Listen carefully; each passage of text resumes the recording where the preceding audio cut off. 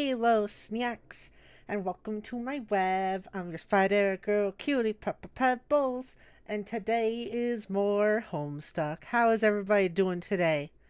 How is everybody doing today? How is everybody doing today? I hope everyone's doing good today. Hello, hello, hello. I have the hat, kind of. It's a different type. It's different, but it counts. It's got a little. It's good. It's a hat. It's a cat hat. I got a cat hat.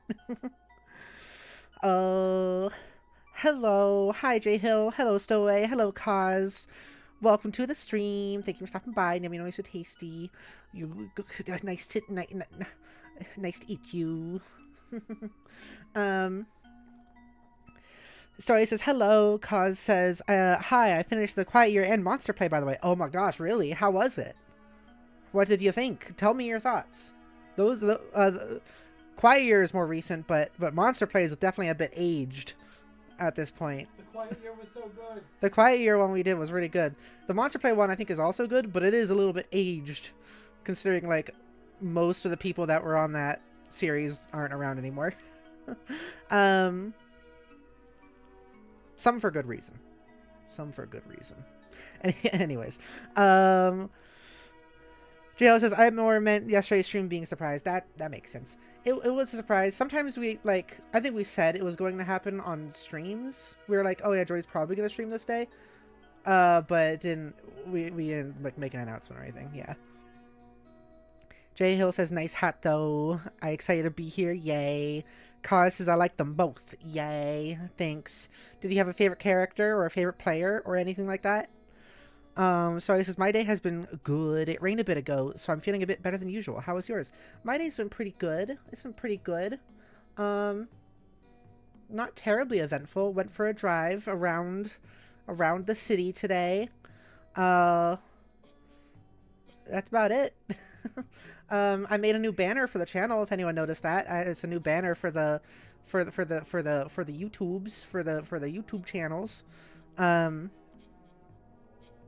So that is good. That is good. Hang on, I'm reading Discord.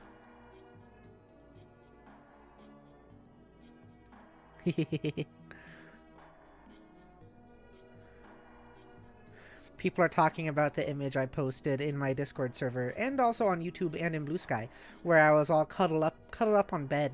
Did anyone see me all cuddled up on bed? Have you been seeing any of the art I've been making? The cutesy art? The cutesy and sexy art? Your new banner is in your new background. What do you mean? My new background, what do you mean? Cause says Mikhail. Mikhail is good. Mikhail, yeah. I like Mikhail too. This is a good choice. What happened last Homestuck? How far did we get? We are with the trolls, and I think we left off with Solix having some character bits going on. But since we're talking about it, I kind of want to show the VTuber art I've done recently. We got a few of them. Oh, let me put them on screen. Let me go to the other screen. This is where we are in Homestuck, by the way. Yeah, see this. Oh, this is one of the arts I made of Vera being cool and sexy and intimidating. Cool and sexy and intimidating. Yes, good. All good things. We like cool and sexy and intimidating-ness. Right, Snacks? Yeah, that's right. Oh, I'm moving a bunch of windows. While also doing this. Yeah. May I make a serious request? Of course, of course. Story says, whoops, I meant the other way around. Your new background is your new banner. Background. My new background. My new background. What new background? Story says, ooh, looks like it's the troll who used to be my profile picture. Oh, heck, and now it's... Yeah, now you have a different troll. That's your profile picture. So he says, yes, I like cool and sexy and intimidating. Yes, good. Okay, so we got that one.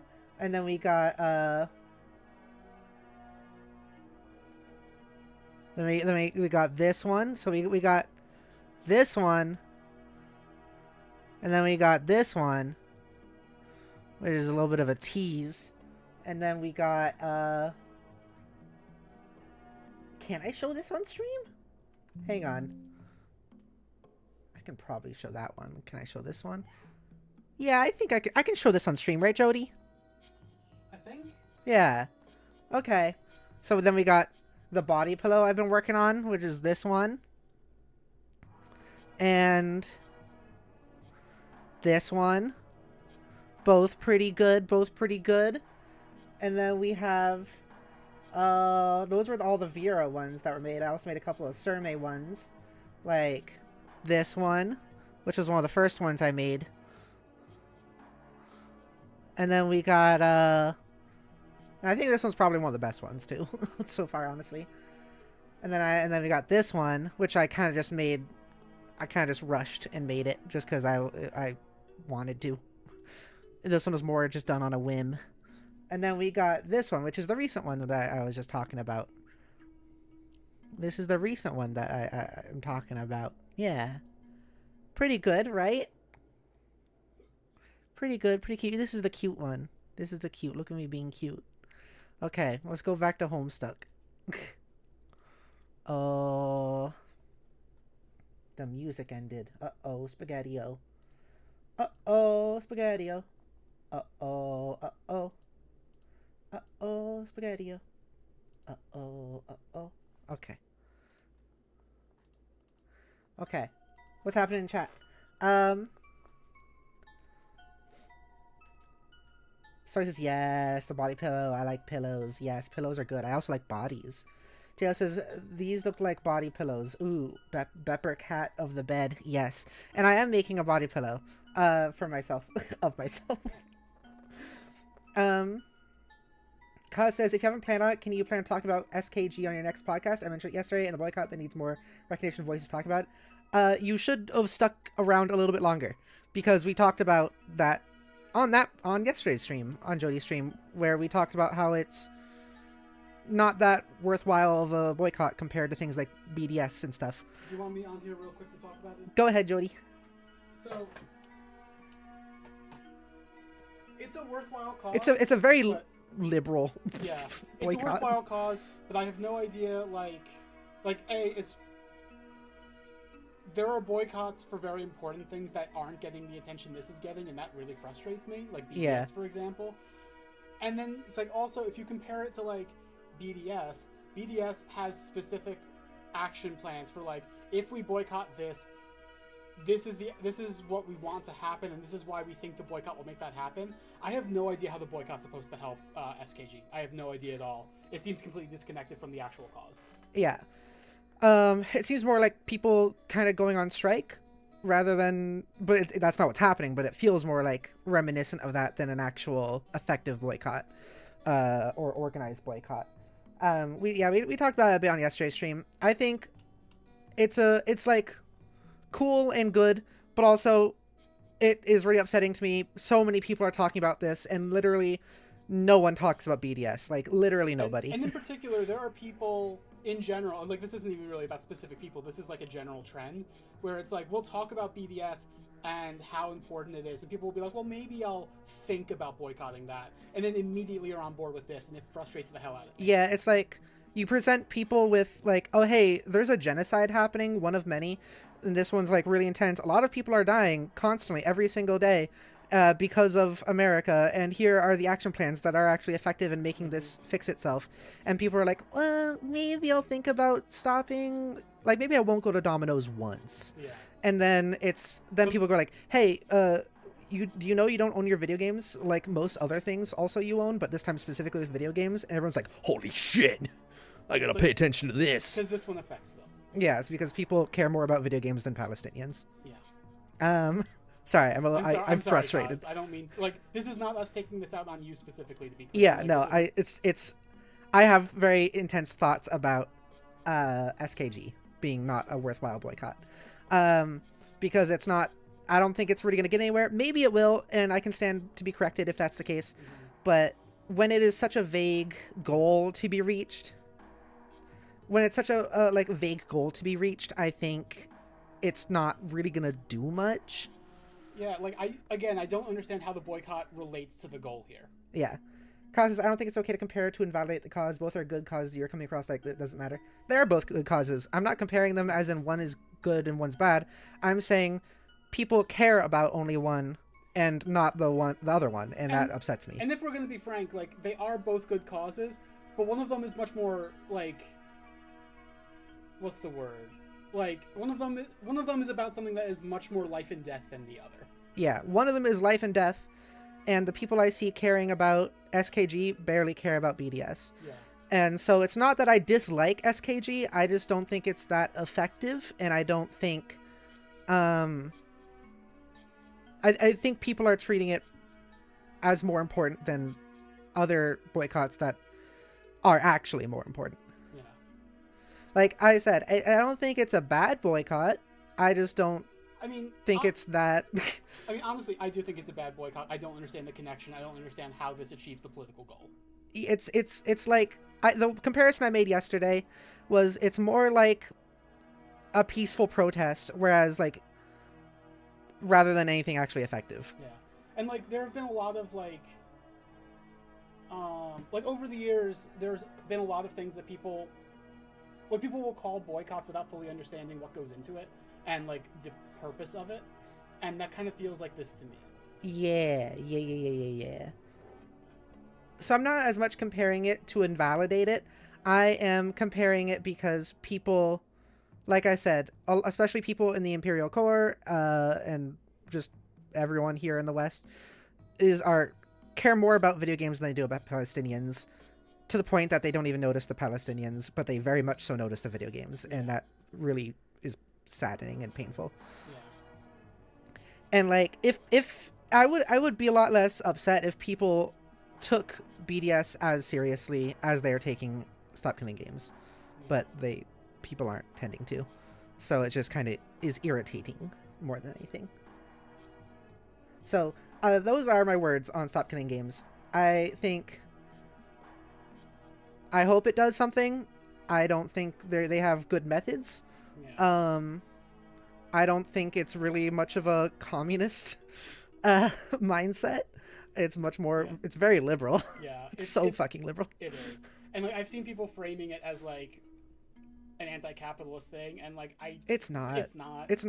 It is very much like it's a reform. It's like pushing. It's like nibbling around the edges of the problem and not naming the problem. Yeah. It's like trying to say we need police reform instead of police abolition. Yeah. And to be clear, the change they're advocating for is a change I want.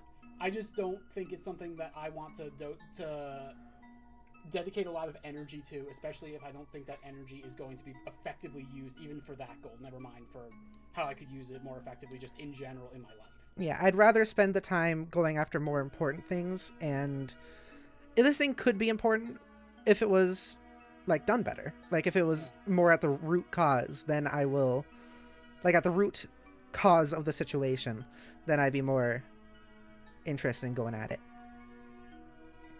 Yeah, those are our thoughts. We talked about it yesterday.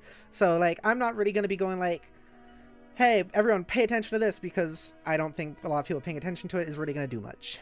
I think it's just going to be like I don't think it's going to change companies' minds, because they're just going to be like, it's not, I don't know. Like I said, it's not really that effective.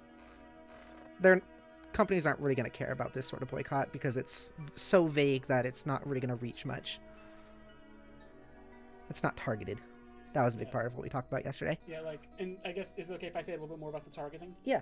So I keep comparing this to BDS because BDS is actually a very effective and targeted boycott. Despite it covering a wide range of things, it targets them very specifically in the way that, like, okay, so, and like, the targets of the boycott have a specific thing that they are being told to do to end the boycott on them. Like Puma was boycott for a while on BDS because they monetarily supported an Israeli soccer team that was that was like located in the West Bank, in the occupied West Bank.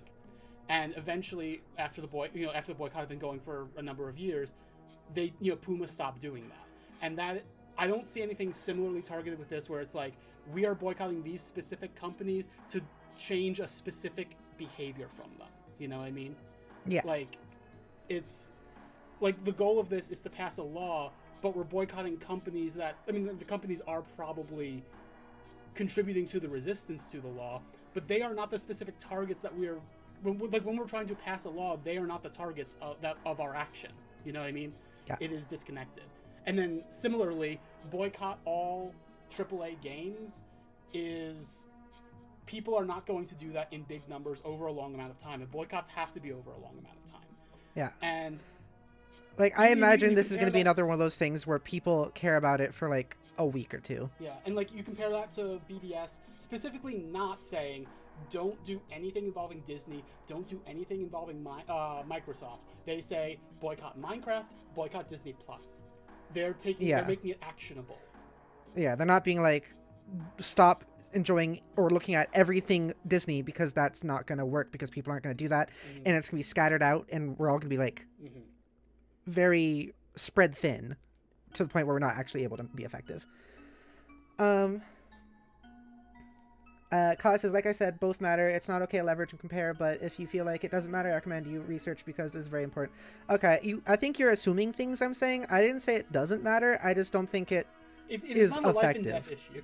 Yeah, and also, okay, I'm going to say this pretty seriously. I am going to fucking leverage and compare Palestinian deaths to video games. Yes. I'm not, those are not fucking equal. I'm sorry, cause that's kind of rancid, to be honest. Yes.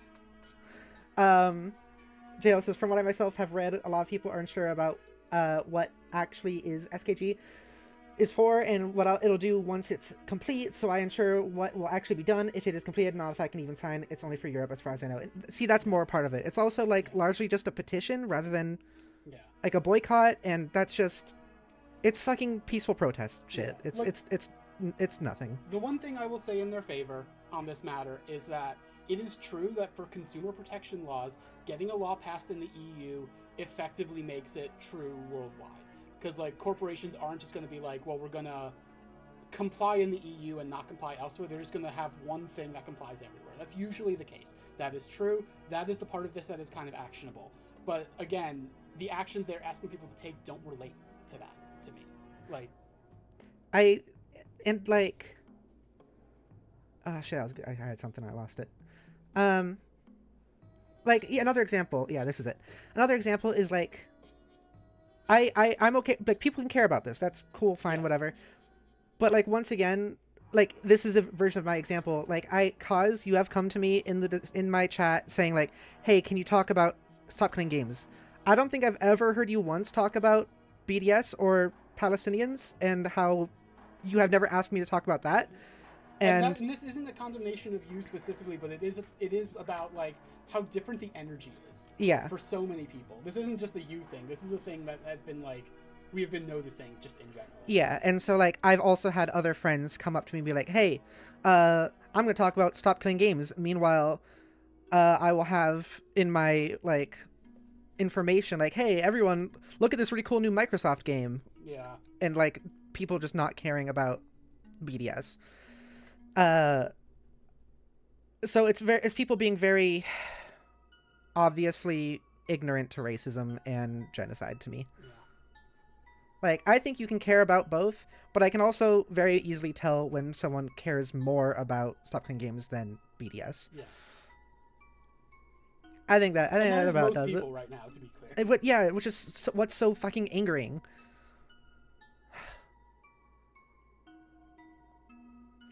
Hang on, I'm gonna pause for it. I'm gonna mute for a sec.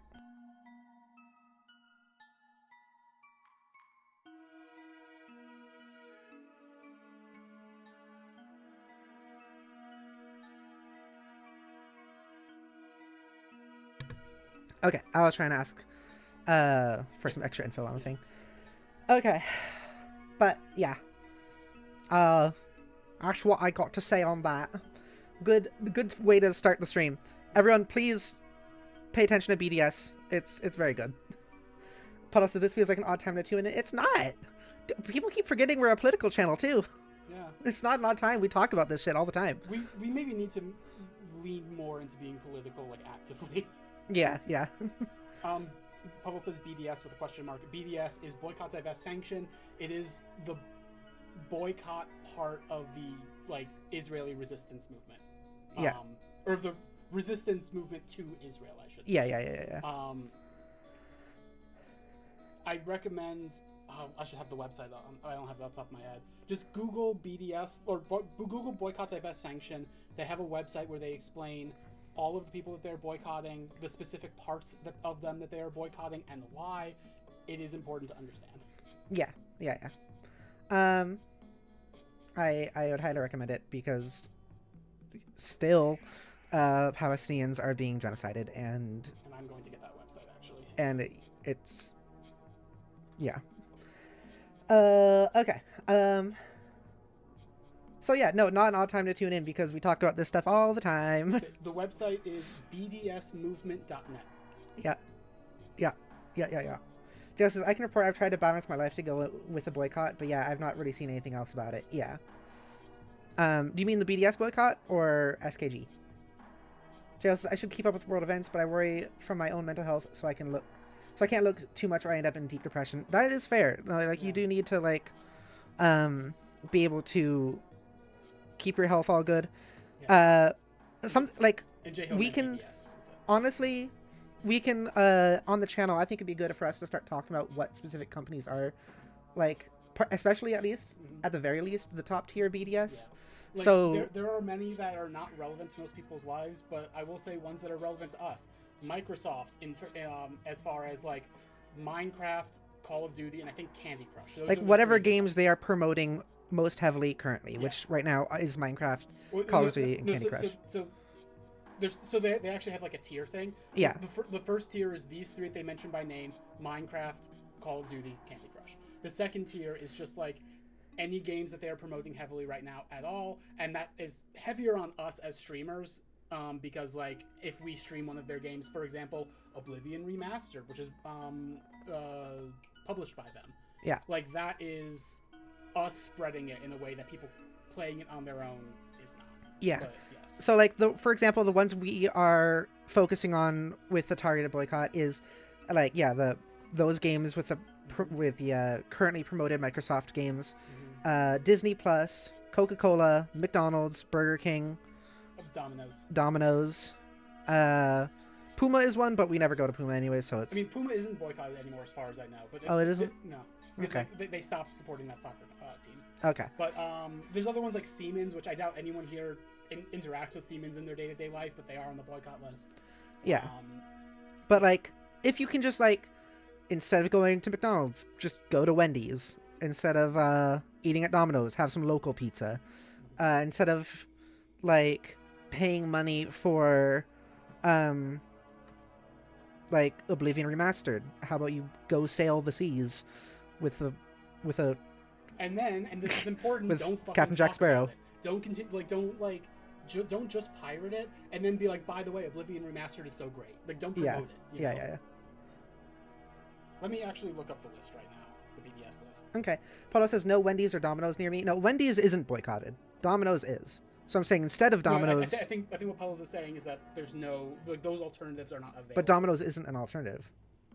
Oh, whoops! Yeah, I missed. So like, you're right. Instead of Domino's, go to a local pizza place. Instead of McDonald's, go to Wendy's. If there's not a Wendy's near you, choose a different fast food place that isn't part of the boycott. All right. So Microsoft, I'm reading off the list now. Reebok, Cisco, the telecommunications company. Oh, this isn't fully a list. This is a list of Chevron.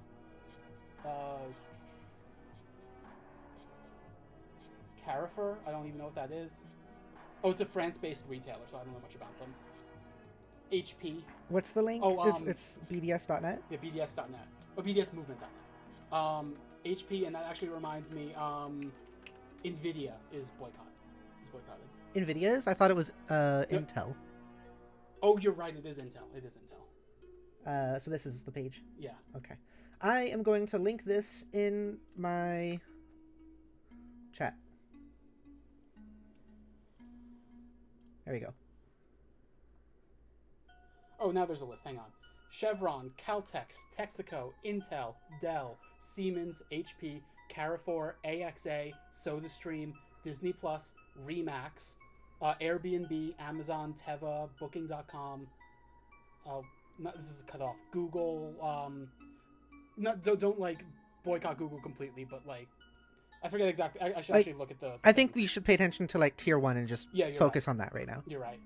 But then also, like I said, McDonald's, Coca-Cola, Burger King, Papa John's, Pizza Hut, and Wix. So what is just tier 1?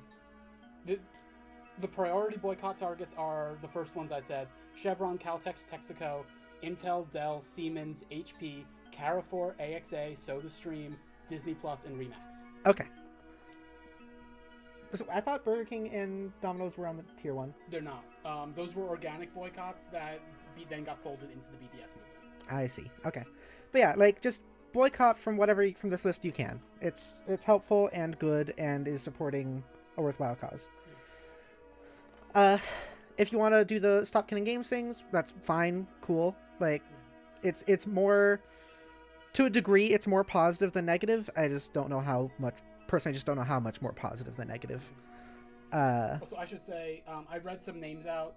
I'm just going to say those names again. Airbnb, Amazon, Google, Booking.com. Those are not boycotts. Those are pressure targets. That's different. Sorry, I was spreading misinformation by accident. Do you want to explain what pressure target is? They're being targeted by BDS, but they're not asking for like a full-on boycott of those things at this moment. So what is the pressure part then? Hang on, I can actually look into it. Give me a second. Good start to the stream. Yeah, good start to the stream. I don't even mean that sarcastically. Yeah. I mean it. Oh, the other thing I forgot to mention. This is also on the boycott list, but it's not a single company, so it's hard to it's hard to just list off. When you're buying produce, like, do the best you can to make sure it's not produce coming from Israel. There are ways to check that, which I don't know off the top of my head. And this is something that is very difficult to do, but like, if you can be aware of it, try to, please. Yeah. And I know this all sounds really complicated. I think people like Stop Killing Games also because it is, quote unquote, not complicated. It's simple. All you have to do is not pay attention to AAA games, even though people are still going to do that. I'd say with this one, just like look at the website, choose like a handful that you think you could really consistently keep away from. Yes. And stick to that. Like the organizers of BDS are really specific about, like, if you break some of the boycott, you're not a terrible person. Some boycott is better than no boycott. Like, if you can do all of it, that's good. But like, just do as much as you can, basically. Yeah. And don't like worry about this being overcomplicated or overwhelming. Just go like, hey, I was thinking about going to Burger King. I'm not going to do that, actually. JL says, I feel like Stop Killing Games is good in the way that it shows we do have a line before, say at some point they move to they can just brick anything we own whenever they want. Imagine if they can just brick your phone. But that's my thought on it, and I might have the wrong mindset. No, I don't think that's a bad mindset. It's just like I said, I think I want them to organize better. Yeah. Like, I think this is a good thing to go for. I just don't think it is organized well. Like that is part of my thoughts on this. My other thought is that they already can brick your phone. Yeah, and also a lot of that stuff is already things they do. Yeah, and also I keep coming back to it. I don't understand how the boycott relates to that in terms of this specific movement. Yeah, like Jodi said earlier, not buying from Puma is like pressuring them to not be in that. I don't remember exactly what he said. To not sponsor that Israeli soccer team that is based in the West Bank. Yeah, the West Bank in Palestine. Yes. The occupied West Bank, I should say. So like that's an incentive for them not watching AAA streams or not buying them for a temporary period of time, or like AAA games, is going to be sort of hurtful towards the gaming industry to a degree, but not in a targeted way. Not in a targeted way. They're just gonna they're just gonna sink a little bit and then be fine again, and it's not gonna stop the people who can actually brick your phone. Yeah, and also that's a different group of people. And also, boycotts, even good boycotts like BDS, take a long time. BDS has been going for decades. people are not going to boycott all AAA games for decades. They're just not going to. It's not a good action plan because it's not going to happen. Stowe also has another good point. Stowe says they kind of already do brick your phone. They just do it in sneaky and slow ways and make sure you can't fix it. There's a word for that phrase, like manufactured something, I think. We were just talking about this. Why is it? It's like most products we have can last way longer than they do. Planned obsolescence. Yeah, can last way longer than they do, but they are made to last and break sooner rather than later, so you will buy more stuff from them. So like this stuff already does happen. Yeah. Planned obsolescence. Thank you, J Hill. Yeah, it's just. I think that's all my stuff on it. I don't know if Cause is still here. I think I've said my piece though. Yeah. And now I think I'll read Homestuck.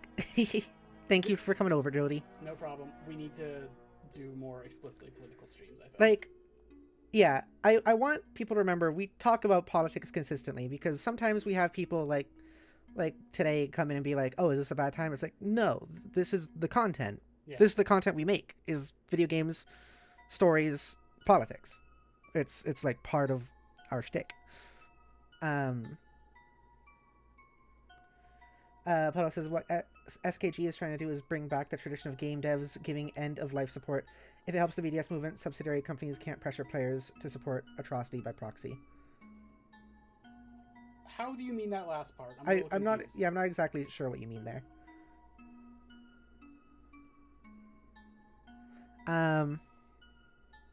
Yeah, I don't know if you can clarify or something. But yeah, no, like we do talk about politics and stuff. I think I want to specifically, like, especially if we're getting to a point where people are going to come into the stream and start telling me to pay attention or like to talk about SKG and promote that.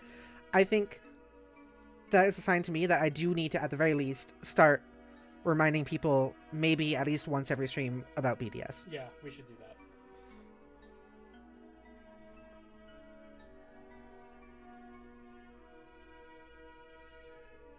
I don't know if I should start reading or if I should wait for Puddle to clarify. Give Puddle a second. I'll give Puddle a second. You want to make out? My ear headphone. My ear headphone is being tasted.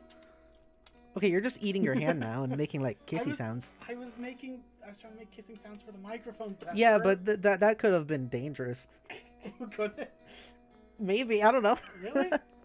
Would that actually be a problem? I know there's like a lot of streamers, specifically like women, who will do like ASMR like mouth sounds and then get demonetized or I did not realize in danger from that. Won't do it again. Sorry. No, it's like I think you can do it for a joke. You brought up I think it's fine to do it for a joke. We just also have to make sure people know we're not actually fucking, which we weren't. Puddle says, say Microsoft supports a bad cause. Bethesda is owned by Microsoft.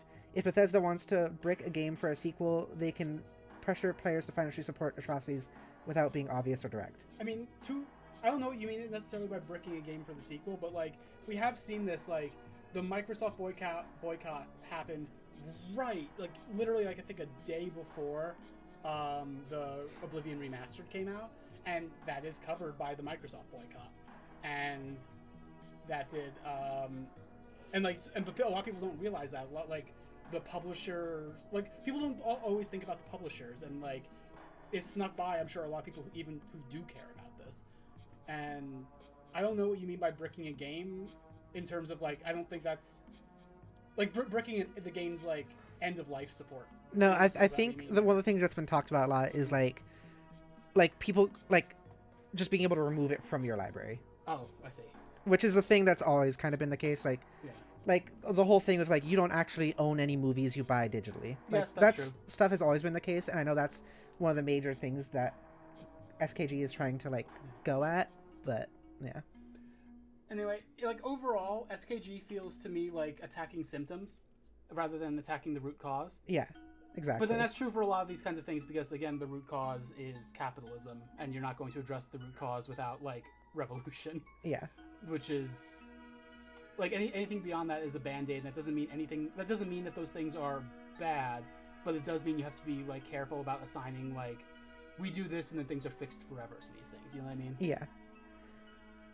Like this, something I said yesterday also is that this kind of reminds me of more of the to a degree, it reminds me of the like AI boycott stuff, where it's like not working because it's not targeted or actually really organized or effective. It's just people saying like, ew, AI, let's not pay attention to that, and then it just keeps existing. Like, stuff about AI, like the backlash to AI, is frustrating to me because it's like, I generally agree that AI, like generative AI, is like slop that's not worth much of anything, but then people end up talking about like the soul of art and like defending IP, and it's like, don't make me defend this shit, don't please. fucking defend. Don't make me defend generative AI. I don't want to. You don't need like get better arguments, please. No, Disney needs to freaking be allowed to fucking sue anyone who talks about Mickey Mouse. Yeah, like letting companies copyright art styles is definitely good for small artists. Trust me. Yeah, of course. It's definitely good for fan artists too. Don't worry about it. Like, yeah. Okay. I think I'm gonna stream some Homestuck now. Stream some Thank you Homestuck. for joining me, Jodi. No I appreciate problem. it. I'm gonna do some dishes at some point during the stream. Okay. So, here we Hi, are. Nanveen. Welcome to the stream. Thank you for stopping by. Hello. Okay. Where we left off, now that we're actually doing it. We're actually here and we're doing it. We have, I don't know if you noticed, I was definitely surveying in the beginning and now I'm not. We just started, yeah, we are now actually starting the reading. Everything so far has been just talking about this. And just the intro to the stream before that. She says, like, for me, it can work as a way to get ideas or stand for when you don't have the skill or money to get a character reference. Yeah, basically. Puddle says, we just started. Yeah, I read that. And also, I said, hi, Nambeen. Andre says, how was your day? It's been all right. Like I said, it's kind of uneventful. I think we're gonna actually now read some Homestuck. We have a character here. Who is it? Who is this? I think we know who this is. Be the other girl. You are now one of the 5 other girls. This is the girl that I think Jodi would like a lot. Oh, would I? Yes. Oh, okay. Smart, chainsaw lesbian. Okay. Yeah. J-Hill is our favorite chainsaw lesbian. Yeah. Oh, I think I gotta zoom in. Huh? Yeah. Oh. There you go. That's good. Stop being the other girl. Okay, well, fine. What the fuck ever. Sure. You keep doing this to me, Homestuck. You keep being like, hey, look at this character. Hey, look at this character. Fuck you. We're gone. And that's like one of the signature pictures of that character, and now we're not even going to be looking at that character. Fine, whatever. Okay, sure. Oy. Okay.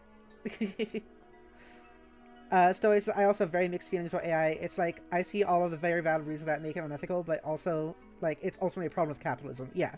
It's another symptom of capitalism that, like, if we were in a communist society or just a more perfect society, AI would be fine. It wouldn't be bad. It's bad. The things that make AI bad are the same things that, like, make a lot of other things in general bad. It's because of the capitalism that controls how it works. Paolo says, Homestuck Act 5, Part 2, Intro ADHD Segment Edition. Wow. ADHD segment. Is that what we call that? Sure. Okay. You are now no longer the other girl. Or any of the other 5, for that matter. What's the name of this dude sitting in his 4-wheel device? Enter a name. I don't like that thing. I don't like this thing. What the fuck is this thing? Your name is Tavros Nitram. You are known to be heavily arrested by fairy tales and fantasy stories. You have an acute ability to commune with the many creatures of Alternia, a skill you have utilized to capture and train a great many. They are all your friends, as well as your warriors, which you pit and battle through a variety of related card and role-playing games. You used to engage in various forms of more extreme role-playing with some of your other friends before you had an accident. You like to engage in the noble practice of Alternian slam poetry. Fucking slam poetry is like one of the most millennial things to me. Turns towards Jodi. I'm not answering. Not that it's bad. I just think, for me, a lot of people would be like, oh, this thing's so millennial, and mean that negatively. I like to say, oh, this thing's so millennial. Interesting. I just like noticing that sort of stuff. It's not even bad.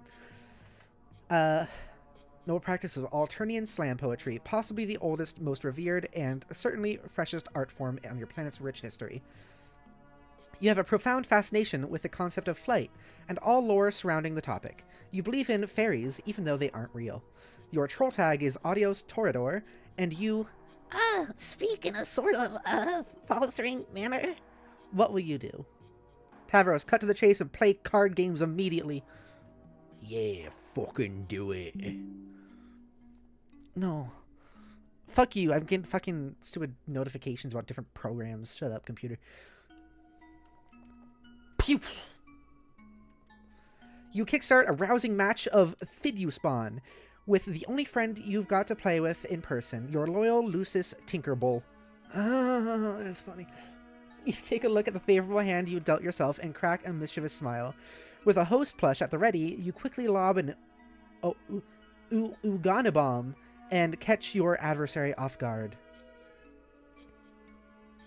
See, it's the same thing when I go like, I'm not even making fun of it. It's just like, oh, it's one of those jokes, but it still makes me chuckle.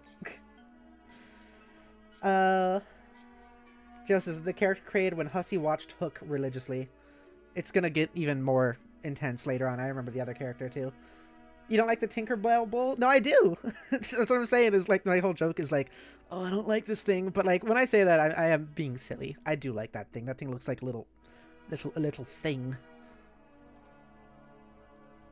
Oh, fuck. Oh, what is this thing? Okay, this thing is actually kind of gooey. Oh my god, it's a face hugger. Lunge. It actually is, though! What the hell? That sucks. Was this... I thought this was just a plushie, but it's moving. Oh. Oh, jeez. Oh, and it's still alive. It just scuttles away. Oh, fuck. It just actually literally is the whole thing. It's the whole shtick. They didn't even take any time to, like, grow inside the body. It's just already happening. It's already bulging. Usually that takes, like, however long the plot needs it to take. And by that, I mean, like, minutes or hours or days. Shit. I didn't expect any of this. Horseroni, I choose you! What the fuck is wrong with you, Tavros? Why would you do this? I mean, it was just a plushie, right? So nothing's actually, like, dead? Okay. Alright. Okay, sure. Andrew Hussey is such a horse girl, by the way. Tavros, command faithful seed. Oh, shit. I gotta get a new song, by the way. I just realized. Let me get a song for Tavros. Let's get a song for Tavros. Should we do... Country and folk music is the genre on here. Let's do something there. Nah. Nah.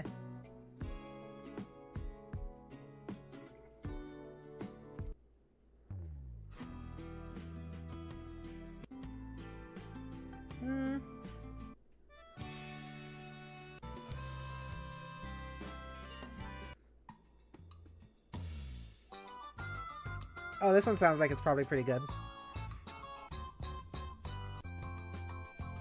Yeah, that's the one. That's the one. Okay. That's the one. That's the one we're going with. It works. It works well.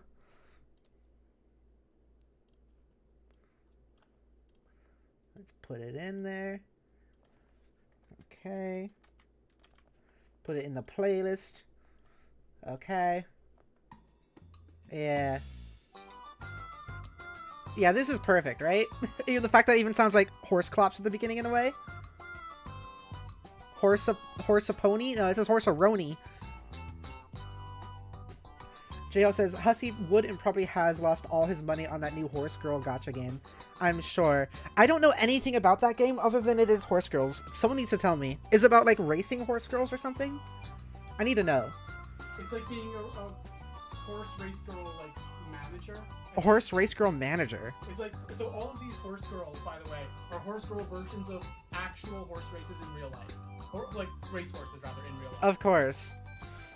So it's Necropara, but with horses.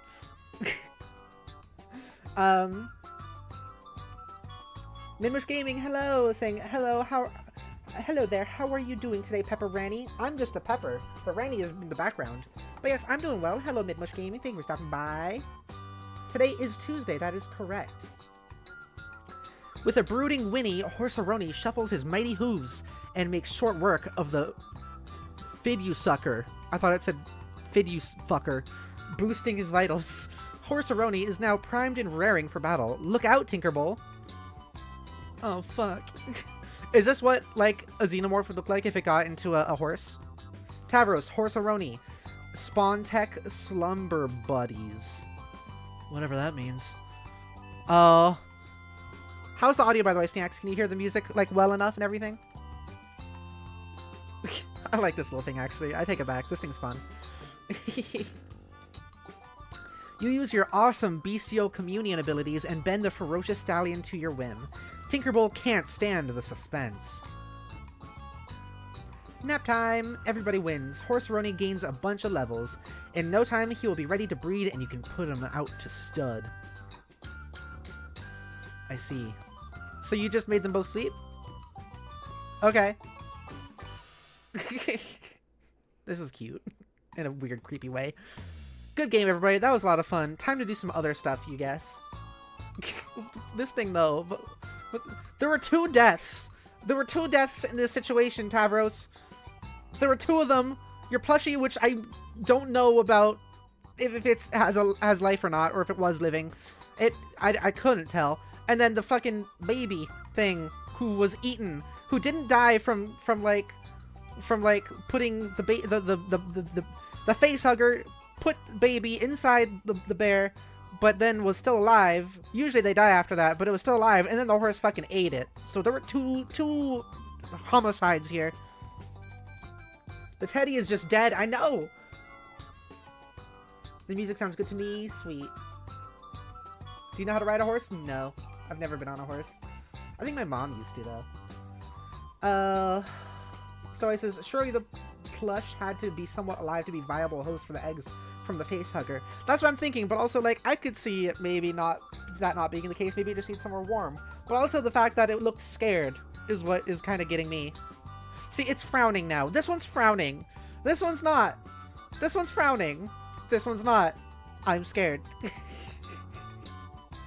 So what is it about? Homestuck? Oh, that is so fucking much. This is like the 9th stream. There's been so much story already.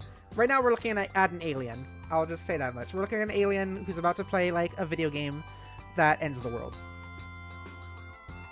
So he says, I've ridden a horse before. It's really cool. That is cool. Just says, yeah, I don't want to think about this anymore.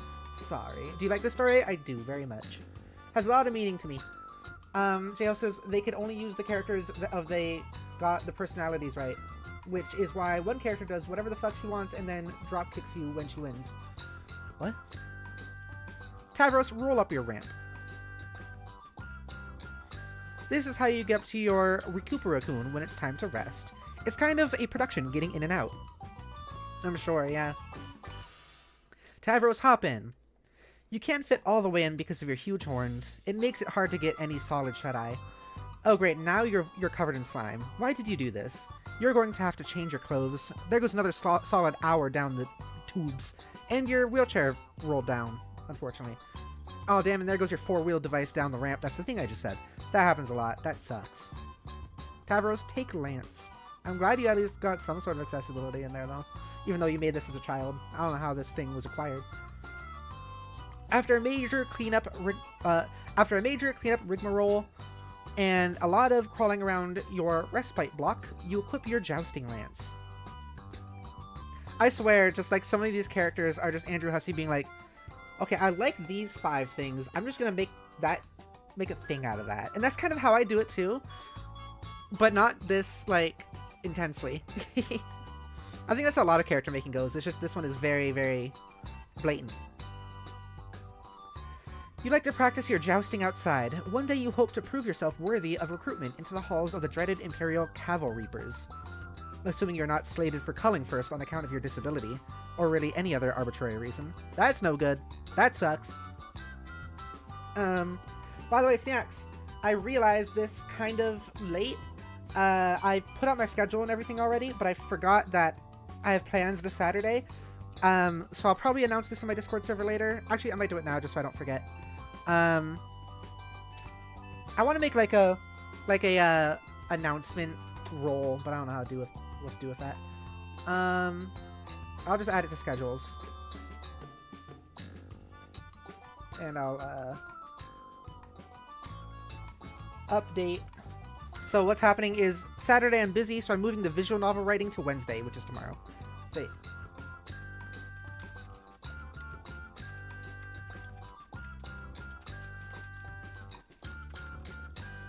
I don't know what role I can add with this.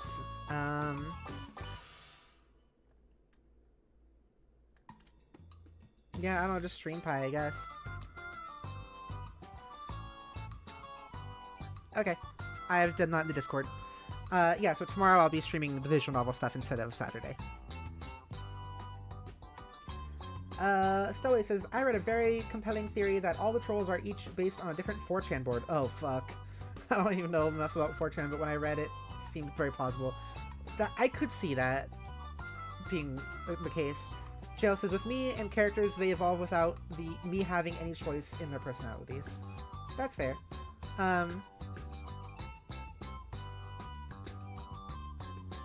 Jail says, you read the post out of order. The drop kicking thing is about one of the characters from the horse game. Oh, that's great. The I don't want to think about this anymore is about me thinking for a moment that maybe the white stuff isn't stuff. Oh, fuck.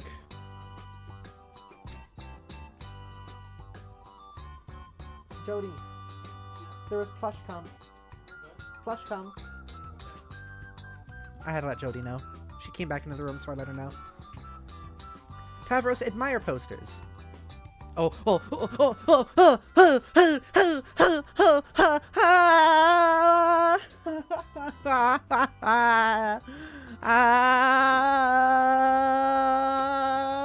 Sorry. Something just came over me. Oh, it's fine. It's fine. You wheel over your favorite poster featuring Poopa Pan. Poop. Which is your favorite thing. You all have always fantasized that one day intrepid young Poopa would come and take you away, and together you would fly to a beautiful paradise planet of legend that has all sorts of fanciful stuff like pirates, treasure, a cruel villain with a missing arm and a missing eye, and these weird aliens called Indians. Strange thing to say. You have left your window open since you were very young, just in case Poopa stopped by one night and decided to splash a pinch of special stardust in your face. It's the character. Yeah, I know, right? You have had this interest far prior to your accident. Being paralyzed isn't what made you want to be able to fly. That would be dumb and would make no sense. No, it wouldn't. I think that's normal. Being paralyzed does sort of make you want to be able to walk, though. That makes sense. Way in the future. Holy shit! Robo legs! And robo pants that look the same. That's interesting. Over the course of your long journey, at one point you are fitted with a cool pair of robo legs. Robo legs. The guy who likes to build robots built them for you. But then he does like to break them more than he likes to build them. It's usually why he builds them in the first place. Occasionally, though, he will allow philanthropy to override misanthropy. Misanthropy. Misanthropy. Okay.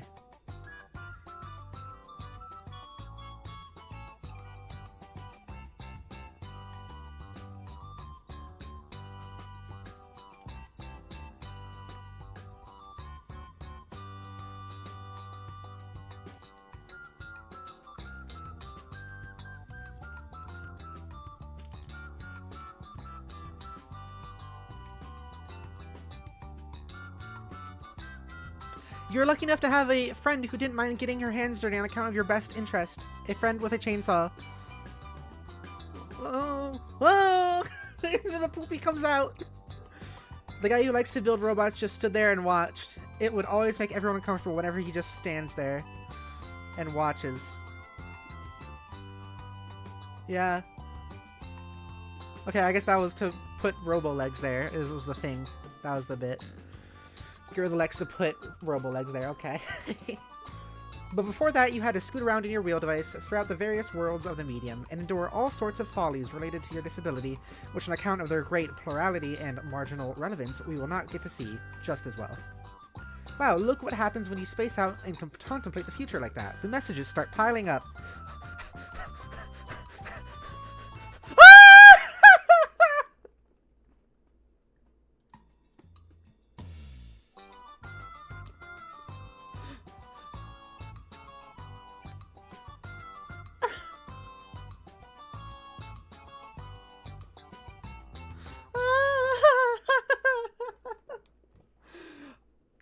This is embarrassing. This is like real nerding out, actually. I've never nerded out like that before. What the hell? Oh, shit. Fuck. Here we go. Hey, thank you for the sweets. I shall take a sippy. Oh, shit. Here we go.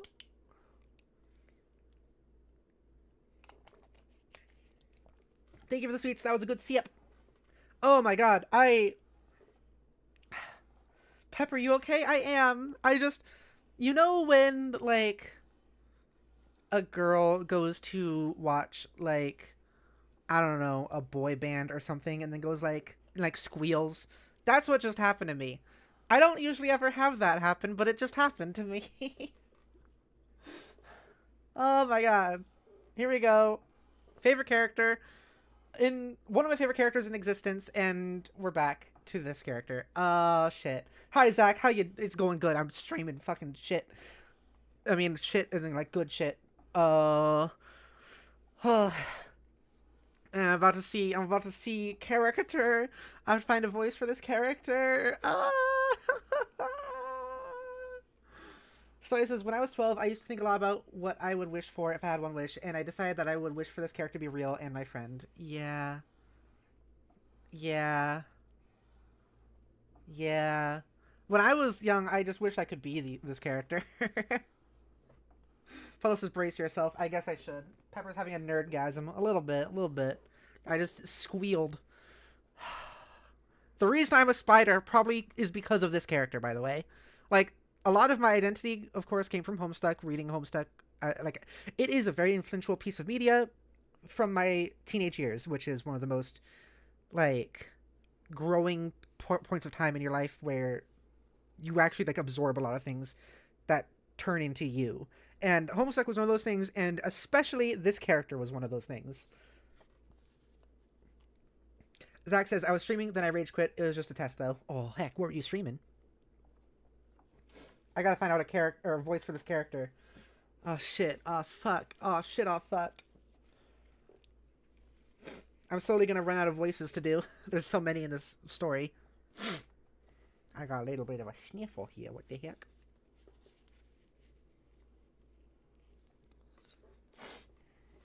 This is one of the few series I've been actually trying to give everyone a relatively, like, normal voice and not just do a bunch of silly ones. So it says, I am the other spider character. She is who I became, but not as much as a nerd. What do you mean? You mean you're not as much of a nerd about this character as me? Is that what you mean? I do notice your profile picture.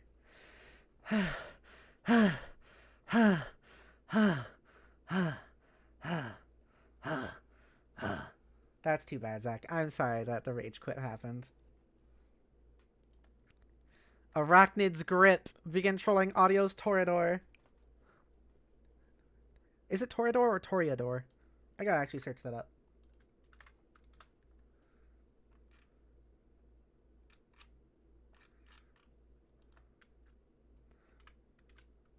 Pronunciation.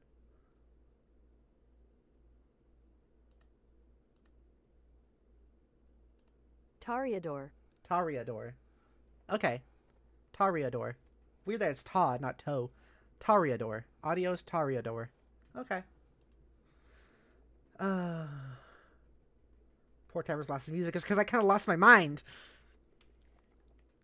I'll do the music when I know what voice I'm doing for this character. Tavros.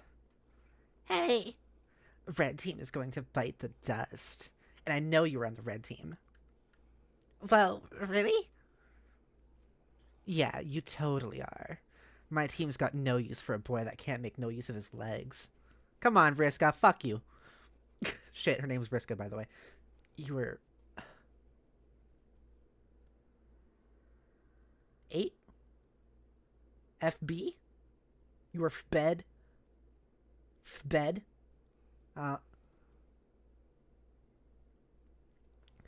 You were fed for a team of losers, full of blind girls and lame boys and cranky imbeciles. AG was that mirror I mentioned coming to terms with. Remind me? Like the one that you had to look in a mirror and understand yourself or something? Okay, you're probably right about that, but I shouldn't be talking to you. Oh. I promised I wouldn't talk to you anymore. What? Promised who? Rufio. OMG, who's that? I hate this guy already. He's, okay, someone said I should give my self-esteem a name and be careful about what I say to make sure I don't hurt his feelings. So he's imaginary. A fake. Like a made-up friend. The way fairies are. Made up make-believe fakey fake fakes. Who told you to do something so fraudulent? GA. But I don't know if she was joking about it. It might be a joke. I don't know, but I did it anyway. Oh man, what a meddler. I hate her meddling. Why is she always meddling? I don't know if it was a joke, but man. How's this voice, by the way? I don't think it was a joke. It was more like, okay, complete this analogy. Laughing is to a joke as meddling is to... Exactly. That's what she just did to you. It is worse than joke. It was worse than anything you can do. Anything you can do. Next time, tell her to can it. That's what I do. But she keeps bugging me. Bugging and fussing and meddling. What's her deal? I guess it's flattering that she wants to talk to me so much, though. I guess I don't mind. It's cool. Anyways, Tavros, you've been amazingly boring as usual, so I'm gonna go.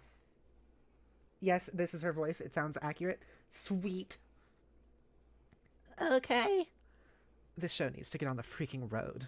Believe it or not, the blue team doesn't have a single player in the session yet. While you guys have like 2 or 3 or such. Unbelievable. I wonder what the holdup is. Oh well. Let's face it, you guys need the head start. Okay, anyway, good luck to you. It'll be just like the good old days. Good old times. Adios, Tora Snore. Taria Snore. Bye. Okay, rap with TC. That was something. That was... Oh my god. Oh, I can feel it in my bones. I remember her whole shtick is... bitch. I forgot. I mean, like, I kind of expected it. Because, like, Homestuck...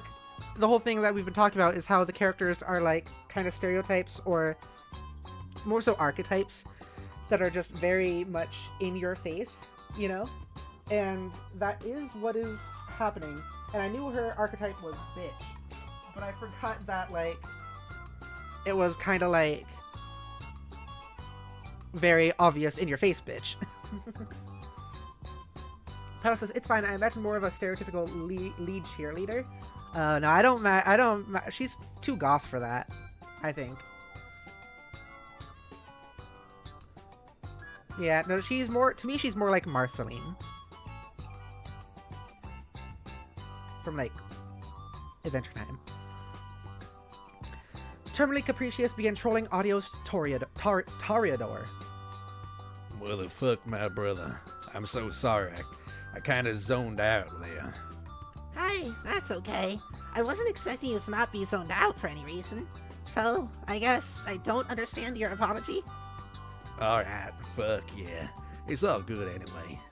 I just zoned out when I was supposed to be all about being to tell you you're all on my team.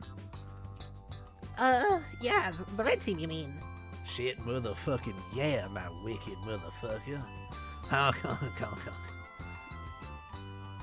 Okay, that's great.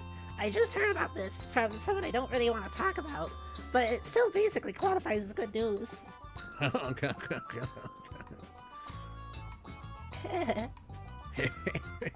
Fuck, you stole my fucking nose, bro. What got you even up in the gumption all fucking do the shit like that? I don't know, it's just kind of the obvious thing to do. Stick the circle in front of the dots and behind the bendy one, plus, oh yeah, my horns. Maybe we can slam about it. Yeah, I could kick the shit out of some rhymes, bruh. I'll stir up some fucking hellmirth and rip open a fucking bag of harsh whimsy. Yeah, you can talk about the clown things, which I don't really understand ever, but that's okay, because it's kind of funny. Whereas I'll address some topics pertaining to my interests, and I guess personal motifs. Yeah, fuck yeah. And that be how shit's all usually up and fucking locked, bruh. But first, here's the thing with the game. Oh yeah, I almost forgot about the red team game. Yeah. Okay, if I remember that right, this is how we're juggling this shit. Lots of fucking balls in the air. Teresa connected to Kai, so he's fucking chill. Then I'm supposed to connect to her soon to get her all chill too. But she's in the woods doing something. When she comes back, she starts playing. So in the mean motherfucking time, I'm supposed to get you to connect to me. But I fucking spaced out and forgot. Because I guess I was just way too motherfucking chill all up in this shit. So Alex says, hey, how you doing? I'm doing pretty good. Thank you for stopping by. So he says, I read a comment super hating on these two being shipped, and goddamn, seeing this convo again, it's wild how wrong that comment is. Yeah, I can see it. I know it's a common one. Paul says, side note, I hate the rap sessions in this because I can't tell what the rhythm or cadence even is. It'd make things a lot better if I could suss that out. That is very fair. Same here, kind of. I don't hate it for that reason.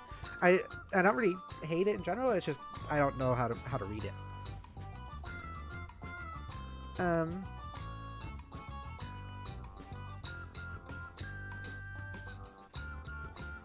Yeah, I understand. So just download this motherfucker I'm sending you so we can kick this bitch down the stairs. Okay, I'll do that. And in the meantime, shall I cue up the strict beats? Oh, brother, now you all fuck up and done it. You all fucking wheel deep in a big sloppy massacre pie topped with motherfucking whipped rhyme. How strict are those beats at, motherfucker? Well, I turned up those bitches to pretty stern. Set beats to lecture, and I'm kind of going hog wild on the curmudgeon knob, which I had recently installed. God damn. Tell me more while I get my reach on for this frosted brew. Okay. Imagine an array of beats that set limits. They got a rulebook. It doesn't pay to skim it. But because there's not a lot of latitude, they won't stand for an attitude, and crossing them's a habit you'd not really want to get into because, they get pretty mad at you. Fuck, that's so fucking fresh. You need to be slapped fucking silly with a mouth like that. And if you got a problem with it, then I suggest you go and rap it, dude. Okay, I will. Just let me sneak up on this bottle of Faygo and snap its neck like I'm fucking life assassin. Okay, are those beats still chill? Yeah. Are they motherfucking strict? Yeah. Aight. Crack. Here's motherfucking kick it. You both then proceed to have one of the worst rap-offs in the history of Paradox Space. Okay. That's fun. Autumn vibes, Pepper? Oh, is that kind of what you're getting from this? That's cool. I like it. I'm kind of dressed up as one of the characters in the series in Homestuck here. But it does kind of feel like autumn vibes, even though it is July. I see what you mean. Slavic says, not gonna lie, your fit actually fits the Hong Kong vibes. Maybe I should have took you with me. Just snuck you in the suitcase or something, Lamau. Yeah, it would have fit. If you want to bring a pocket pepper with you. A little pocket pepper. Whoa! Cool. Okay. I like this visual. It's cool. Flashing light warning, snacks. It didn't even say like Terezi, blah blah blah. It just went right to it. You make your way through the burning woods to meet the Lucis you never had. It's time for her to hatch. It's now or never. Okay. Let's put on Terezi music.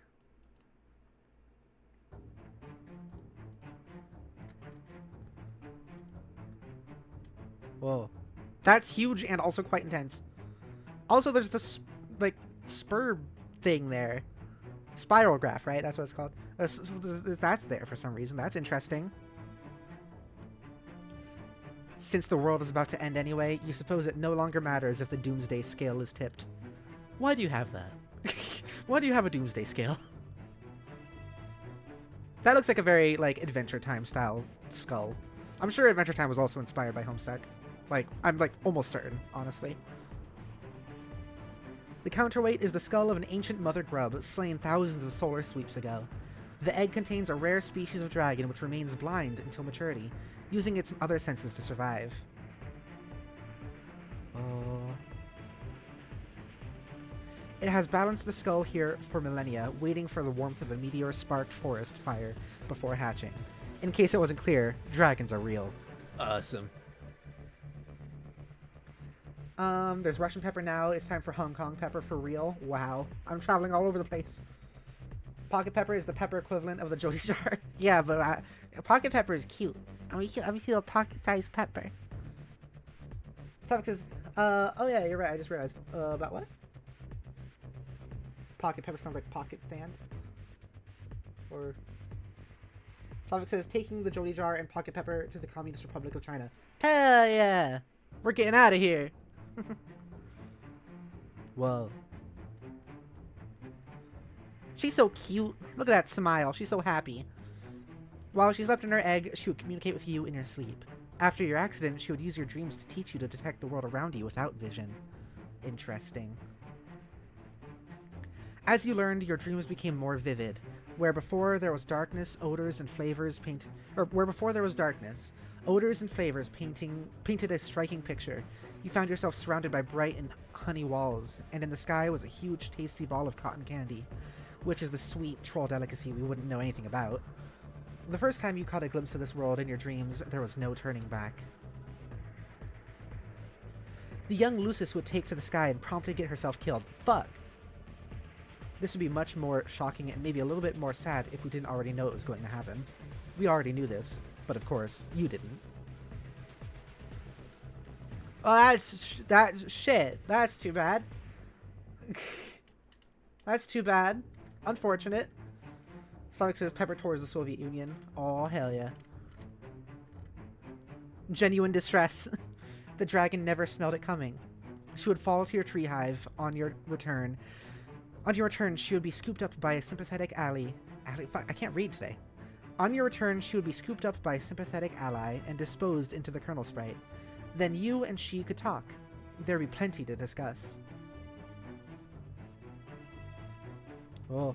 Oh. Oh. Oh. Oh. The Doomsday device would display the amount of time you had to get back to your hive and enter the medium before the forest was destroyed. At the time, it wouldn't occur to you to wonder whether the device was directly responsible for the apocalypse, or merely served as its precisely calibrated harbinger. And it certainly wouldn't occur to you to cast doubt on any perceived difference between those two things. It wouldn't until later, when you better understood the game you were about to play. So this thing was like the same thing that we saw in Rose's basement, right? I think. Was it there? 612, a group of 12 sweep olds. You're so right. Is that actually supposed to be what it is? Be the other girl. You are now the other girl. Render the girl in a more symbolic manner. Sweet. Okay, we'll switch music again. Wait, I don't think we have music for this character. Do we? Do we not? We might not. Let's see what happens here. That's better. We can now properly be introduced. Who's this spooky lady? Okay, we are. We are doing this character. Okay.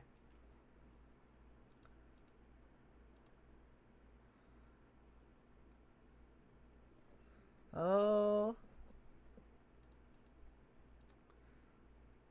We're gonna go with dark music.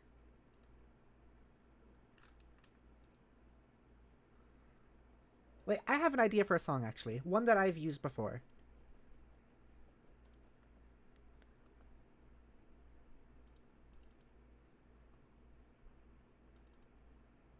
Oh, is it this one? No. This one? No. This one? Yeah, this one. I think this one could fit this character. This is a song I use for myself a lot, too. June 12th is the day that Karkat was introduced in Act 5. I see, I see.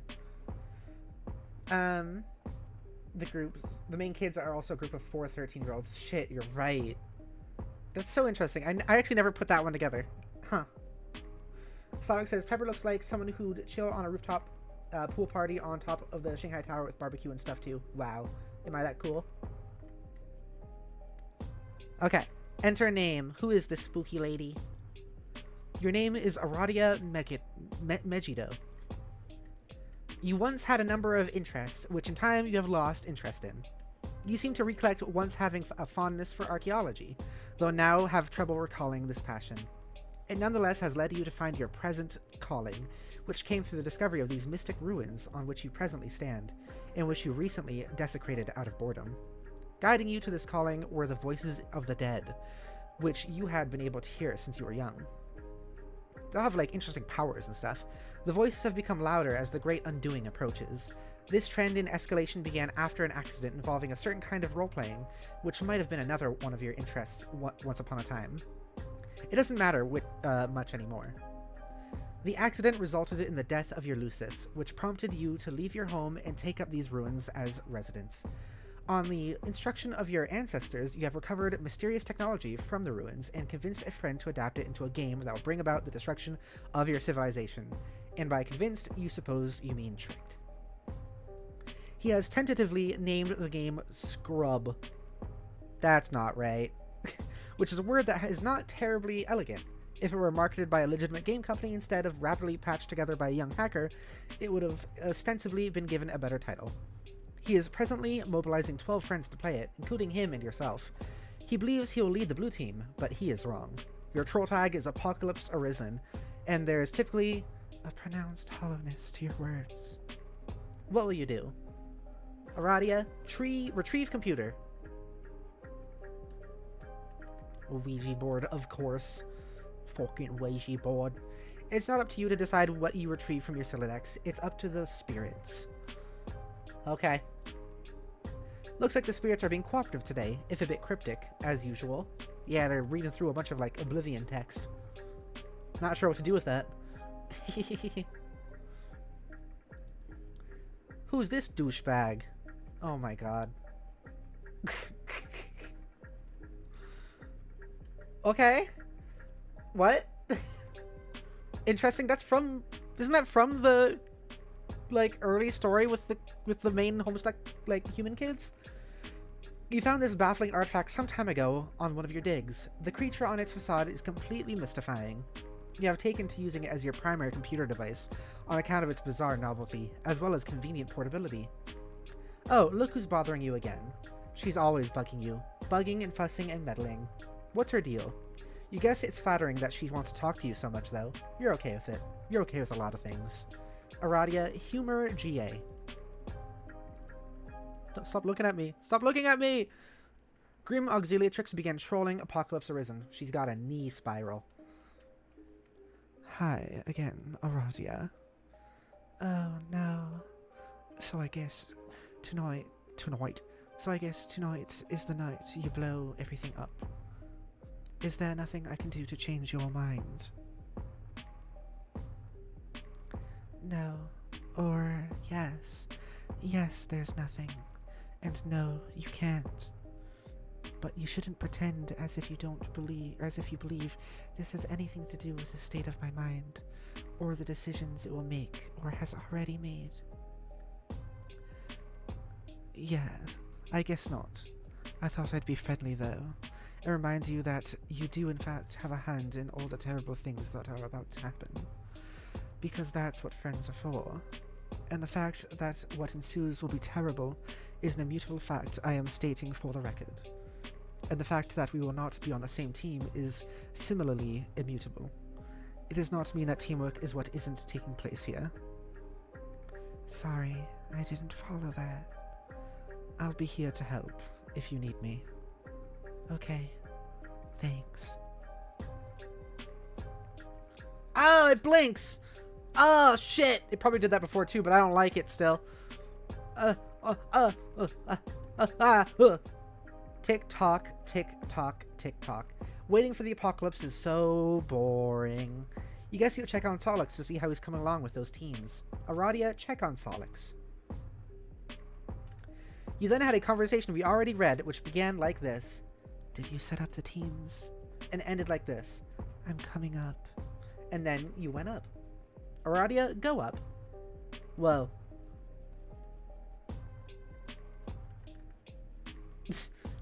Yes, you have a question, Aradia. What is it? So it says, I kind of love how whenever anyone is blowing stuff up, GA feels compelled to just message them in a fruitless effort to kindly ask them not to. Yeah, she did that before with Rose as well, right before Act 5 started. That is kind of funny. I just really don't like all these explosions. You wonder what she wants. What's all with all these girls bugging you? Bugging and fussing and meddling. Get bugged by AG. Arachnid's grip began trolling Apocalypse Arisen. Aradia. Oh boy, that's way too many of the same letter in a row twice. I know. We're about to get started, right? Have you tricked Solix yet? Do you have Mr. Two Eyes all befuddled and flustered in your web of lies? Or Mr. Four Eyes? I don't know. Which nickname do you think would be suitably derogatory in this case, Aradia? So, here we are. Hello, Zach. Welcome back. How about 8 Eyes minus 7? Thanks, Pepper Paysan. You're welcome, Michael DeSanta from hit video game Grand Theft Auto 5, released in 2013, starring Ned Luke. You're welcome, Zach. Thank you for liking the stream. I didn't trick him. It's not like that. Okay, whatever. The point is, once you have pulled the finely woven silk mesh over his dumb different colored eyes, you and I will start playing the game and be the blue team leaders. That's how this will work, right? Wait, do you mind if we are co-leaders? I forgot to ask. I just assumed it was okay with you. I don't care. Great, that's the spirit. And then when I bring you into the game, whatever the hell that means, then we can send each other stuff, right? That is how this works, right? Yes. Awesome. Because I have a present for you. It's a surprise, and it's going to be great. From me to you. Just from me. From me alone and nobody else. I can't wait to see the look on your face when you see. Okay, well, I'm sure it'll be very thoughtful. Hey, speaking of which, what will the name of your team be? Of our team be? The blue team. No. I know that.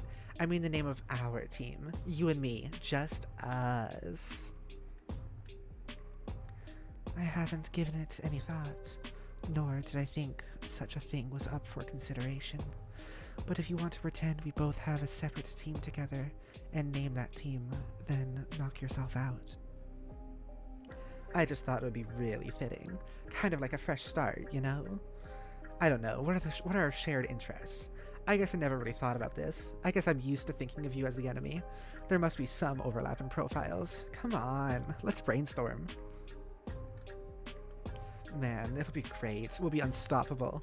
Surely you must admit it would be nice to rebound from the team charge debacle. I never think about that anymore. Oh man, I'm so dumb. Here I am running my mouth and opening up old wounds, while at the very same time trying to make amends. What an idiot. It's okay. Hey, speaking of which, that loser isn't going to be on the blue team, is he? Which loser? Your old team buddy. No. Oh, thank fucking goodness. Talk about dead weight. You made the right choice, leader. I mean, co-leader. I didn't exclude him for that reason, or at all. You're just not getting it. You never listen. Man, now I've got this huge beef grub lodged in my nook just thinking about him. I'm going to go and give him a hard time. Let me know when you're live. Later. Don't do that. It's really childish. Oh, wow. Be the mysterious spider. Be the mysterious spider girl. Woo! Woo! The bitch. The bitch. Shit. You try and be the mysterious spider girl and fail. Shit.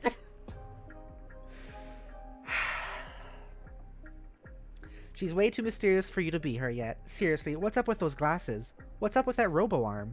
What's her deal? She guesses it's flattering that you want to be her, though. She guesses she doesn't mind. It's cool. We'll learn all about her a little later. Okay. Okay.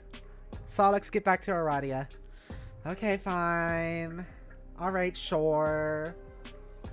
Zach says, I'm having the stream on in the background as I work on songwriting. The song I'm currently working on has a circus motif to it. Nice. That sounds cool. I'd be excited to hear it.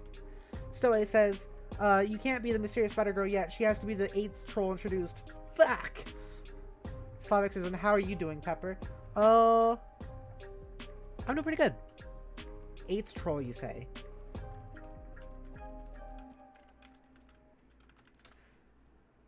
We've seen Aradia, we've seen Tavros, we've seen Solix, we've seen Karkat.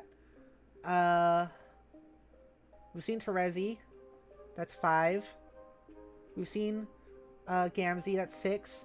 So 2 more, right? 2 more characters until we get to my favorite character. Hey, loser. Comfy compliment for Andrew Tracy. Fuck you, Zach. That's the compliment. You're in pain and down, to be honest. Oh, I'm sorry. I hope you can feel better. What's going on? What's going on? Get back to Aradia. Show Pesterlog. Twin Armageddons began trolling Apocalypse Arisen. Aradia, I would like to apologize. I flew off the handle there. Wait, it was like the handle was a bald guy going really fast, and it was his toupee. So, I'm sorry. It was my fault. It's okay. I hope we are still friends. Yes, we are. So, anyway, I think even though I quit as leader, I'm still going to play the game now. Because it's either that or get totally creamed by all these fucking space boulders. Hey, maybe we can make the best of the game anyway. Even though I guess we're going to, like, lose. No, I'm sorry. You can't, Solix. Not yet. Oh my god. You're going to give me shit again? After I crawled on my belly like that, all groveling at you? Like some low-class guy with whatever color blood is lower on the hierarchy than mine? What's worse than yellow? Fuck this confusing caste system. Anyway, screw you. I'm playing this game right now. No, you're not. Trust me. Wait, what's this?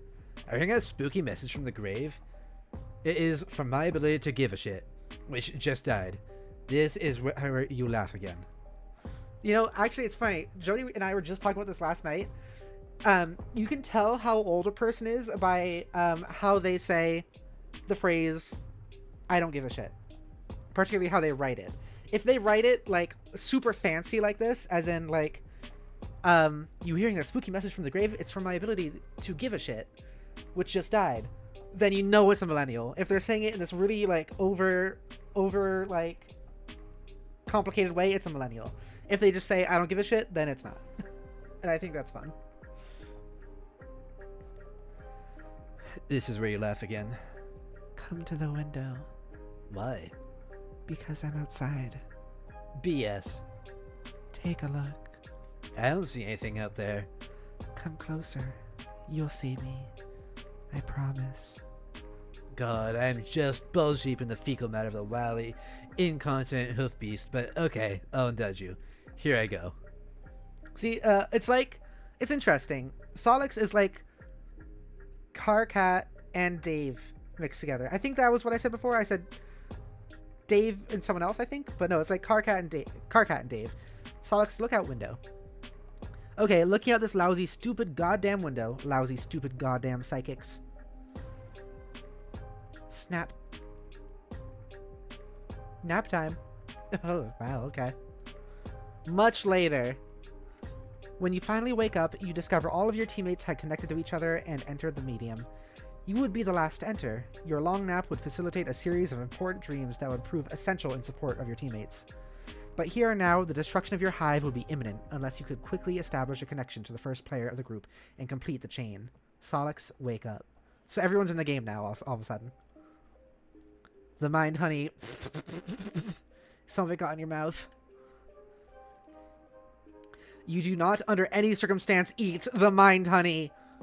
Uh-oh, Spaghetti-O, flashing lights. Uh-oh, Solox, you don't look too comfortable. Oh, yeah, okay. Yeah, you don't look too comfortable at all. That's... Well, shit. Okay. I mean, I guess it wasn't the meteors that destroyed your house. It was you? I don't think that's any better, though. Ah! Since the Moody Kid is busy flipping his bifurcated lid, we might as well take a moment to get to know this silly cat girl. Gosh, who is she? Oh! The hype stream! It's the Homestuck hype stream! Enter name. Your name is Nepeta Liaison. Oh, Solix's Lucis was on that roof. Oh. Your name is Nepeta Liaison. You live in a cave that is also a hive, but still mostly just a cave. You like to engage in friendly role-playing, but not the dangerous kind. Never the dangerous kind. It's too dangerous. Too many of your good friends have gotten hurt that way. Aren't these two dead animals that are bleeding, though, it looks like? And there's, like, blood on the wall? Okay. Your daily routine is dangerous enough as it is. Okay, yeah, this is probably an explanation of that. You prowl the wilderness for great beasts and stalk them and take them down with nothing but your sharp claws and teeth. You take them back to your cave and eat them, and from time to time wear their pelts for fun. Fucking hardcore. You like to paint wall comics using blood and soot and ash. Fucking hardcore. Hey, loser. Take a sip. Thank you for the sweets. Yummy, yummy, so tasty.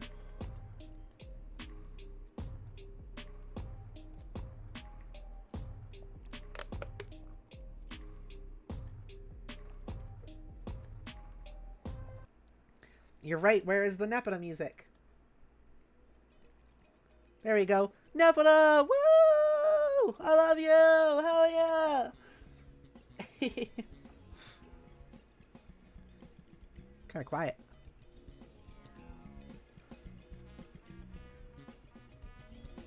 Why is it so quiet?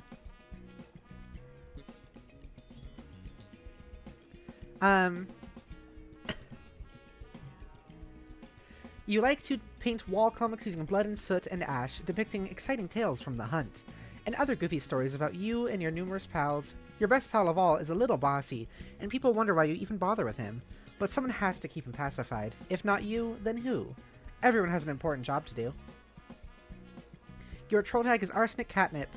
And, okay, I have to remember how I did this voice, because I did it for like 2 seconds last time. Your speech precedes itself with the face of your Lucis, who is possibly the cutest and perhaps the best kitty you have ever seen. I guess just that. Is that good? Your speech precedes itself with the face of your Lucis, who is possibly the cutest and perhaps the best kitty you have ever seen. What will you do? That's probably good. That one is a bit harder to do, but I think it will work.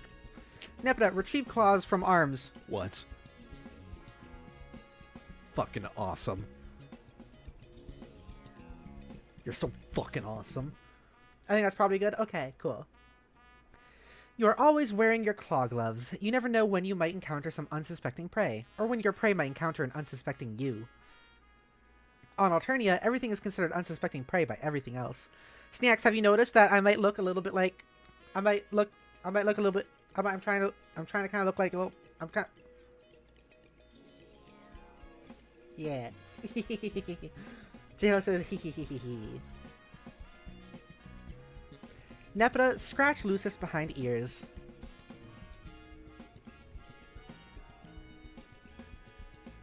Hang on a second. Okay, I thought I heard like a phone going off, but it must have been my imagination. Scritch, scritch. She sure enjoys a good scratch. Pounce de Leon. It's hilarious. Take a sip again. Thank you for the sweets. Never know it's so tasty. Nepeta says, Nepeta stole your... Or Nepeta says, Stowaway says, Nepeta stole your coat. I'm sending a cease and desist to her cave right now. No! It's okay. I gave it to her as a gift. Because she's the best. Paulo says, I'm heading out. We'll check the VOD later. Okay. JL says, the Nerdgasm stream. Yeah. My 3 favorite characters in Homestuck. before I started reading this for this stream series were Nepeta, June, and Vriska. Now they are Nepeta, June, Vriska, and Terezi. I wonder who Vriska is. Oh, I don't know. Definitely isn't the person that has to do with spiders or anything. Yeah, I like Terezi a lot more this go-through. She sure enjoys a good scratch. Pounce de Leon is the best kitty cat. You and she go on adventures together in search of the Fountain of Cute. Oh my god. That is... The Fountain of Cute is like... Candy Mountain. Candy Mountain. It just makes me think of that. You ride your Sherpod mount into the rugged frontier, and sometimes she rides you when she gets tired, which is frequently. Fucking... I remember that. What's weird is, like, so I am an upper zoomer, right? It's interesting that, like, because I'm in the upper zoomer, I know a lot more of the, like, millennial stuff. Like, the, like, Candy Mountain stuff. Just because when I was, like, a kid, the only entertainment made was by people older than me. Which means millennials, of course. JL says, Charlie, don't talk to the weasel! I don't know if I remember. Is that from it?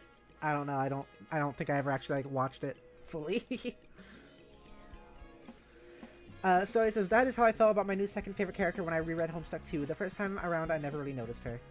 I mean, I noticed Terezi for sure the first time around, and I did like her a bit, but now I like her, like, a lot more. Like, she was up there, but now she's, like, definitely up there. Like, she's at the top with everyone else. You ride your Sherpod mount into the rugged frontier, and sometimes she rides you when she gets tired, which is frequently. It sure will be sad when she dies, but who knows when or how that'll happen. We might not even really have the time to find out. Oh, but look at the cute! But look at the cute! Don't kill the cute! So this is my second favorite character, has not been met yet and won't be for a while. Who's your first again? Is it AG?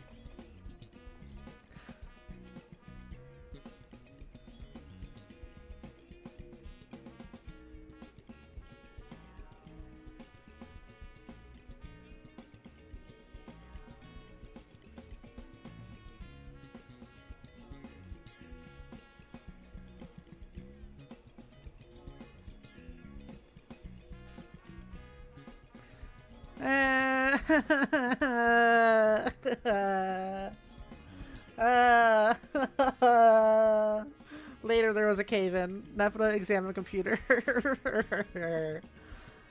You saunter over to your drawing tablet computer. You use this to draw on a computer. It would be cool if this could somehow be adapted to a survey as a fetch modus as well. That would be so much more fun than the frustrating one you're using now. So they really do have, like, the modi on both planets then, huh? You wonder what... I mean, I guess that's not too ridiculous. They also have, like... I don't know... pants on both planets, too. You wonder what this, Or... It was much more fun than the frustrating one you're using now. You wonder what this grumpy fellow wants. Probably something to do with that game. That seems to be all anybody's talking about lately. Nepeta, answer Carcat. Oh, look, she's so cute! Oh my gosh! Look, she's so cute and ferocious. Oh my god, I love her. I love it. AC perks up. Yeah, okay. This is great. This is great. This is. Oh, this is so good. Carcinogeneticist begin trolling arsenic catnip. Hey. AC perks up curiously. She wiggles her rear end of it and then chases something she sees bounce into one of Carcat's shoes. Carcat can't believe he has to sink this low. Carcat can't believe he's asking... Carcat can't believe he's asking an autistic girl in a cave to join his team. Hey, Carcat, what the fuck? I'm one of those. And you know what, Carcat, you eyes you suspiciously. I think you might have some self introspection to do. Carcat mystifies an infinite befuddlement over the fact that you are presently the best remaining candidate for the red team. I am. I mean, AC says I am, wondrously. Yes, and Carcat can't fucking believe that. Carcat thinks about that a bit, and he blah blah blah blah blah blah. Carcat thinks about that a bit, and his jaw drops open and breaks a huge column of bricks, like a fucking kung fu master. AC gathers up all the brick pieces and builds a cute little house and invites Karkat inside. Okay, good. It's good that you're talking about building, even if it's in the most inane possible context. You're going to be doing a lot of it. Yes, that sounds like fun. Okay, what do I do? Okay, briefing. Me, Terezi, Gamzee, and Tavros are all playing now. The connection order is AT, TC, GC, CG. Adios, Toreador.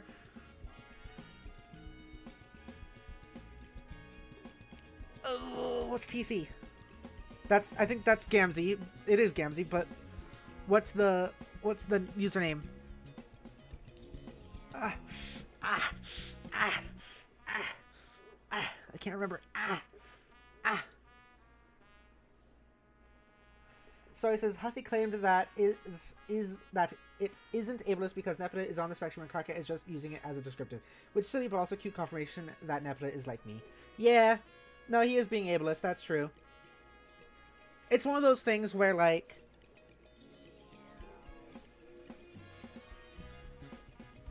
Yeah.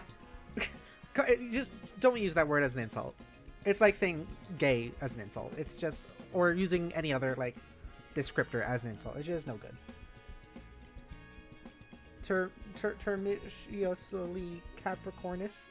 Are you sure? Capricious, probably? Terminally Capricious? Was that it? I think that was it.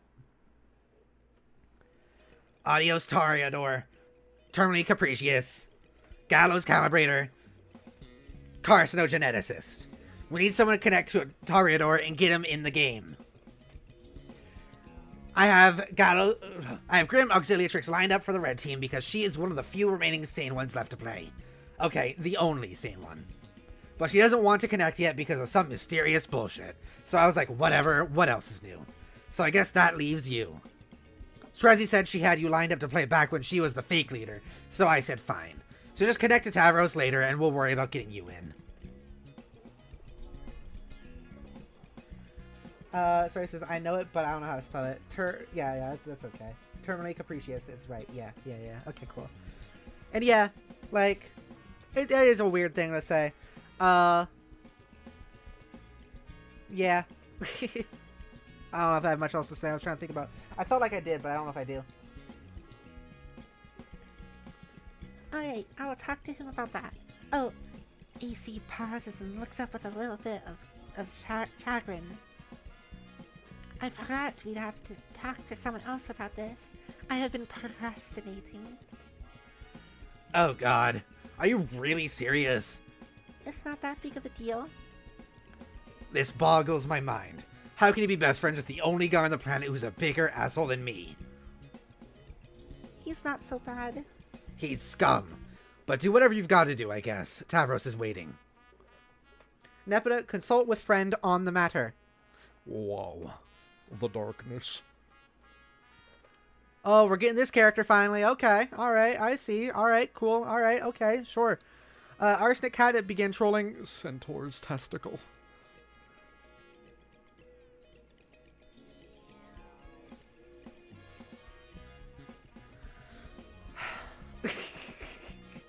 Alright.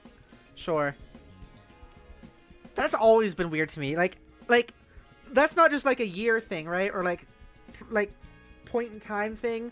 Like, having a character's username be Centaur's testicle and have the character be like, the joke of the character being like horsecock is kind of weird, right?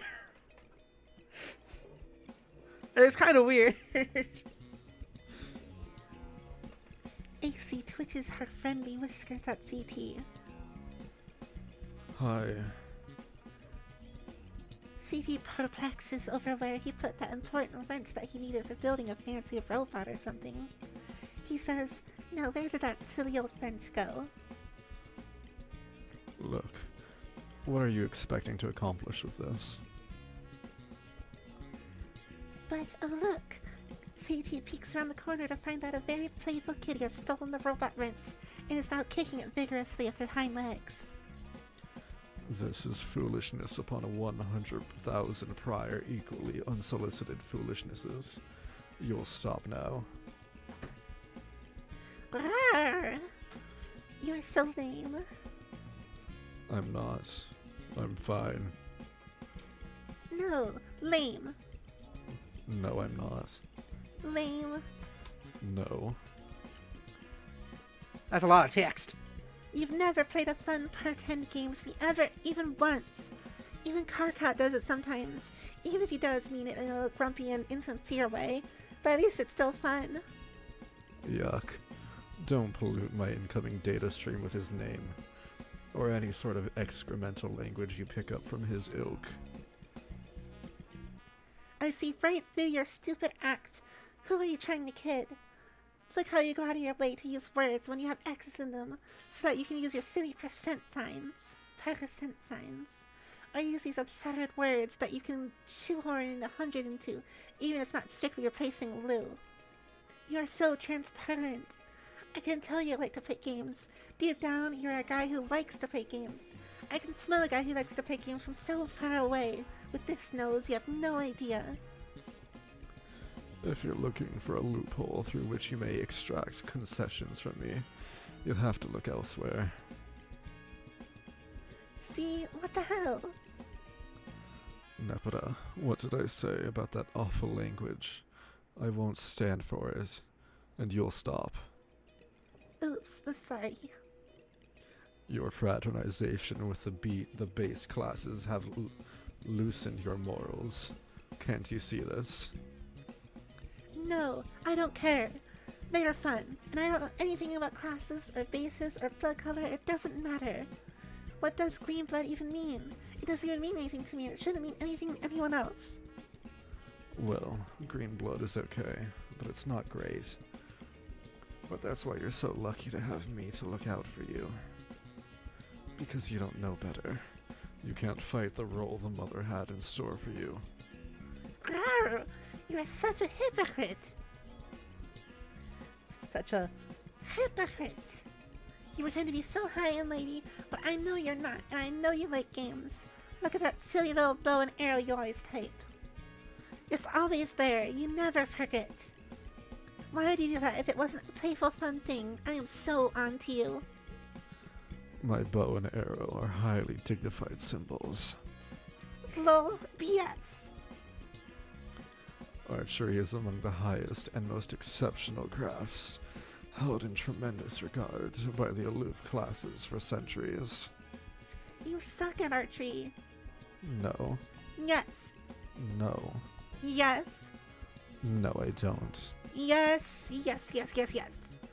Have you even successfully fired an arrow? Like, actually got one to leave the bow? I think we need to stop talking about archery. Nuh-uh. Yes. I mixed the voices kind of. Yes. No. We will stop talking about archery. The topic is making me sweat. Ew, you're so gross. No, you're the one who exercises distasteful practices. No, that's you. Everyone knows you're a weirdo and a creep. That's why you're lucky to have me to keep an eye on you when no one else can stand you. You exterminate beautiful, innocent creatures by the hundreds. I can't condone such wretched behavior. Beasts are meant to be looked upon with adoration. But I eat them. I don't kill anything I don't eat. That would be mean. I guess that's basically acceptable in principle, but I still find it a bit unsavory. Well, I think your habits are unsavory. No, they're not. Yeah. You're wrong about me, Nepeta. I do like to play games, but they must be extremely important games with very high stakes. Not the kind played by translucent green wigglers who let loose an excremental surge hard in their wiggler bottom diaper stubs. As it happens, I have arranged to play such a game tonight. Aradi and I have a private engagement to be co-leaders of the blue team. I'll read the chat. Oh god, Hussy is a step beyond a horse girl. Yeah, really. Jess says horse goddess. Story says CT is salty as precious, horses are prey animals. What do you think of this voice, by the way, Snacks? Oh yeah? Well, just by perchance, it happens that EC has a private and sneaky engagement to play this game as well. And by persnickety twist of fate, she'll be on the red team with her other great friends who like to play their childish diaper poop games. Yeah. Absolutely not. Absolutely. No. I forbid this. You will take your position on the blue team with me. You're right. I will take my position into this funny pounce ball and tackle you. That's nonsense. You're nowhere even remotely within my proximity that would be necessary to execute such a maneuver. AC rolls her eyes almost as hard as she is rolling around in this really interesting smell. The thought of you fraternizing with and abetting those stink-blooded hooligans strikes me as a scandal beyond measure. I think it's fitting, cool. I forgot this character was so racist, by the way. I'm afraid you're too delicate to withstand that sort of corruption. It's forbidden. Nuh-uh. Yes, you won't. No, I will. You won't. You can't stop me. I'm telling you not to. And you will be on my team. That's final. No. Quiet. Why do you do this? Why are you so confident about your stupid commands? Don't you know you can actually tell me what to do? It's not like you even have any special mind powers or telepathy or anything. No, I do not. And yet, you will do as I say. Yes, well, we will just see about that. Yes, we will. You will join me on my team shortly. Stand by for further instruction.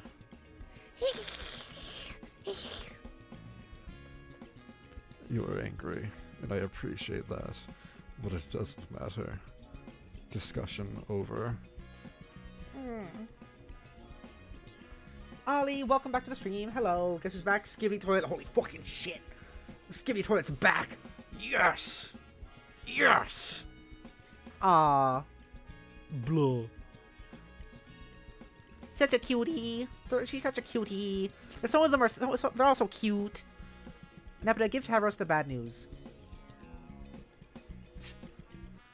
It's interesting to me that, like, okay, so here she has, like, these pretty big eye bags. A lot of the trolls do.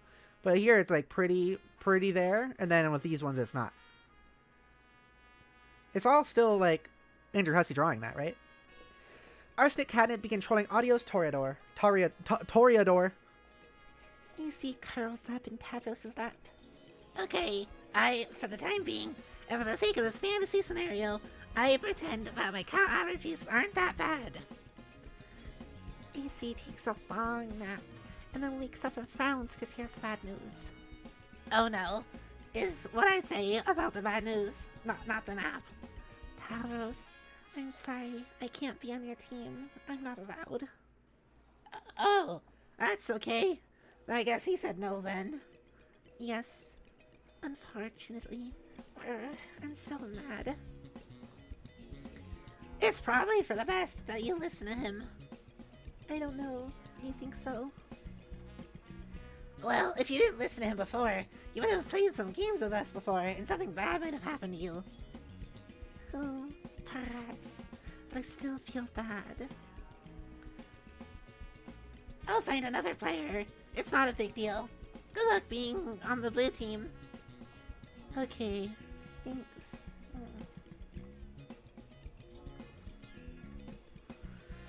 What is the new profile picture? I can't really see it because it's so small. It's so small.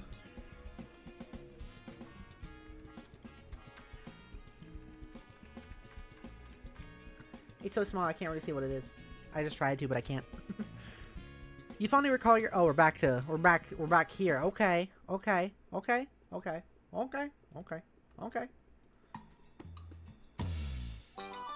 Yeah, see, this music is definitely louder.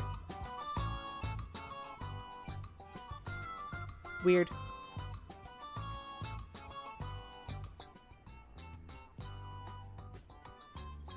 Okay, I think that's good. You fondly recall your days of far more intensive role-playing. It seems like so long ago now. Aside from a few unfortunate moments, it was a lot of fun. If you had to do it all over again, you suppose you would select better company. Maybe this game you are playing tonight will rekindle some of that excitement. Tinkerbell? Some time ago, flashback. Wow, he looks so happy. Oh, this thing's bulbous. Oh my god. You sit in your room on a healthy pair of legs and in a plucky little outfit. You are a low-level boy Skylark, and you wield an inexpensive dagger lance, which is the coolest thing to a jousting lance you can wield that is still compatible with your favorite class. But isn't... I thought Boy Skylark was part of the, like, Spurb game, and this was, like, before it started. You're about to play a popular game called Flarp, which, unlike most games published by major developers, was given a graceful and aesthetically pleasing name. It's a title under the extreme role-playing genre, and playing it without caution can have serious real-world consequences. But that's what makes it fun. When you activate Flarp's grub, the campaign programmed for tonight will begin. Team Charge will duel Team Scourge, as usual. This is going to be great. Tavros, contact fellow Team Charge member. Excuse me. Adios Toreador began trolling Apocalypse Arisen. Radia, my grub is laying now, so I'll be ready soon. Cool. Mine too. I don't know where Teresi is, though. She's running late. Oh, should we wait? No. I'll be there clouding her campaign for her regardless. With or without her. Her loss if she doesn't make it. It'll give you a chance to gain some ground. Okay. You picked a tough class, Tavros. None of the really useful combat abilities come into play until you reach a very high level. But I suppose it'll be rewarding when you get there. Yeah, I think you're right, but it's the class I think is the most fun, and battle skills not all there. To be a great adventurer. I couldn't agree more. You might be the only flarper in the world who really understands the true spirits of the game. Everyone else is so aggressive and treasure hungry, but that's what makes beating them all the more satisfying. Yeah, I guess. Remember, your Clouder isn't going to pull any punches tonight. Don't fall for her mind games. I'll be here to assist, of course. If you're in trouble, don't hesitate to ask for help. Yeah, I won't. Thanks, Radia. No problem. Tavros Hatch campaign. Wow, they're like pixelated. Your campaign's gaming flap abstractions hatched out of their eggs. These comprise all the data and procedures you'll need for your adventure tonight. They disperse throughout the terrain surrounding your hive. They follow both pre-programmed and live instructions by your Clouder, a member of Team Scourge, whose role is to provide you with a challenging scenario while your teammate does the same for Scourge's other player. Tavros, go outside and begin adventure. Well, you take your starting position in the field. The game is afoot, and anything can happen now. It's up to you to consult your maps and work with your teammate to discover the objective of the quest, find treasure, and slay monsters. Your stat bat has bonded with you. This keeps track of every attribute for your character, including vitals. While these attributes in principle remain abstractions due to the fact that this is extreme role-playing, they will always relate in some way to your real-life attributes as well. You've got to be careful out here. Nice gumshoe jacket. Thank you, thank you. Thank you, Zach, thank you. Hey, loser. Oh, okay, I can do that. Thank you for the sweets. I missed something? What'd I miss? What was that in the panel where Tavros and Nepeta were talking? Can I just... I can't. Okay, I can use the arrow keys. Oh, what? This? Uh-oh. Also, is the cat back here bleeding also? I don't know.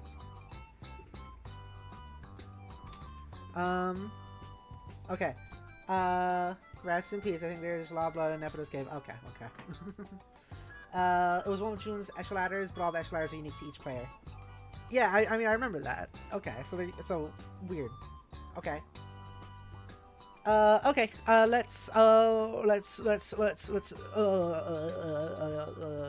toxic myself. Whoa.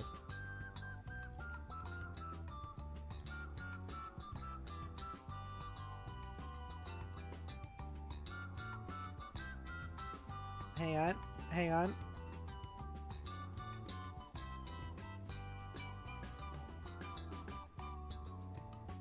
There we go.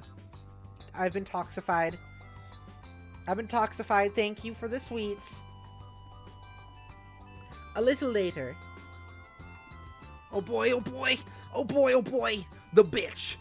Arachnid's grip to begin trolling Audio's Toreador. Well... I don't like that one.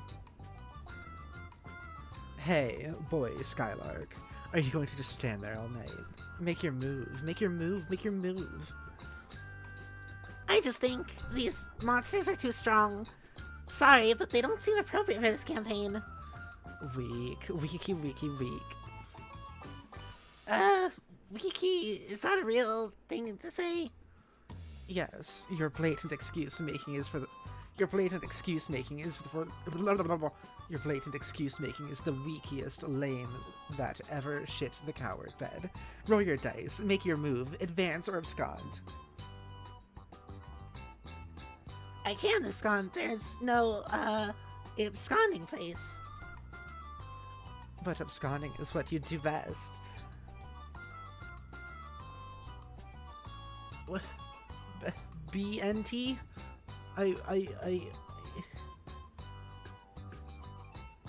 Is it like supposed to be ain't? Is that what it's supposed to be? I ain't managed to cloud a scenario yet you couldn't squawk out of the blazing trail of Cluckbeast feathers. You cannot hope to beat Tavros Nitram in an abscond off. He's simply the best there is. That sounds flattering, theoretically, but I don't think... Hey, pipe down. Make your move. Advance or abscond. Advance or abscond. Roll, Tavros, roll. Okay, hold on for one moment.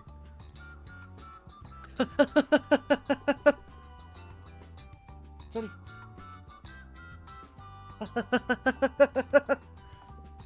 She's about to do something awful, probably. Audio's Toreador begin trolling Apocalypse Arisen. Radia? Hey? Are you there? Audio's Toreador begin trolling Gallows Calibrator. Hey? Terezi? I have a problem. Arachnid's grip begin trolling Audio's Toreador. No one can help you, Tavros. Okay. Time to decide. Where is everybody? What does that have to do with your present cowardice? I don't know. Probably nothing. Are you going to roll? No, I can't. Why not? Because I was thinking about the numbers, and it's impossible for there to be a favorable outcome, no matter what the dice do. So, you give up? Yeah, maybe. Why not roll and make it official? Why would you want to cheapskate me out of bonuses like that? It's so thoughtless.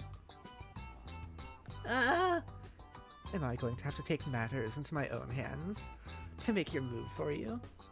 I thought you couldn't use powers. I mean, real-life powers, not game ones. It's against the rules.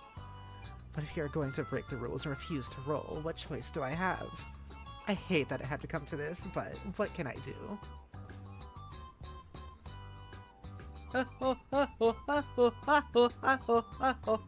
feel like this music isn't really fitting anymore. Let's maybe I can just get dramatic music.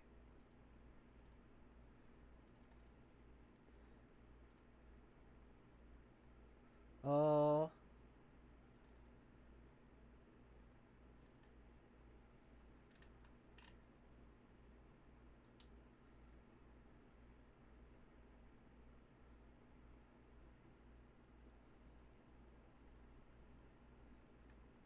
I'm looking.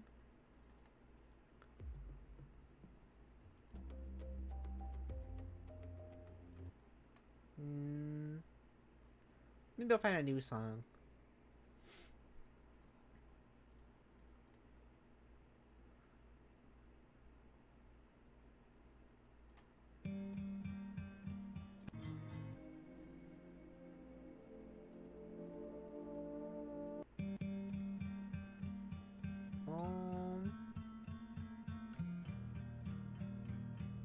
Sure.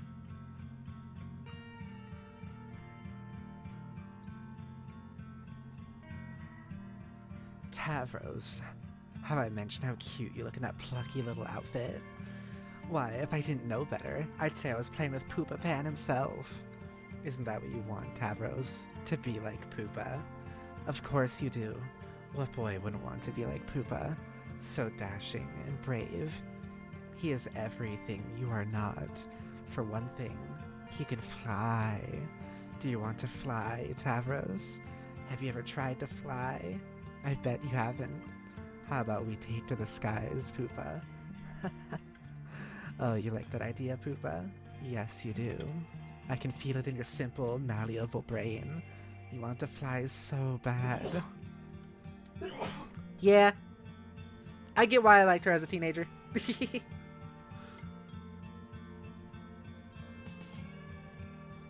Fly, Poopa, fly!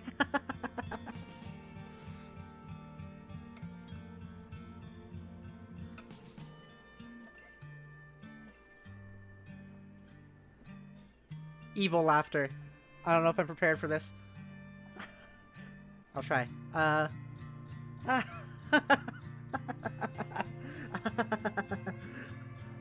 Adios, Toria, dumbass. The voice I set up isn't really good for, like, laughing, unfortunately. I'll figure that out. Adios, Toreador, begin trolling carcinogeneticist. AG just jumped me off a cliff with my brain. Whoa. It just went to a different song automatically. Interesting.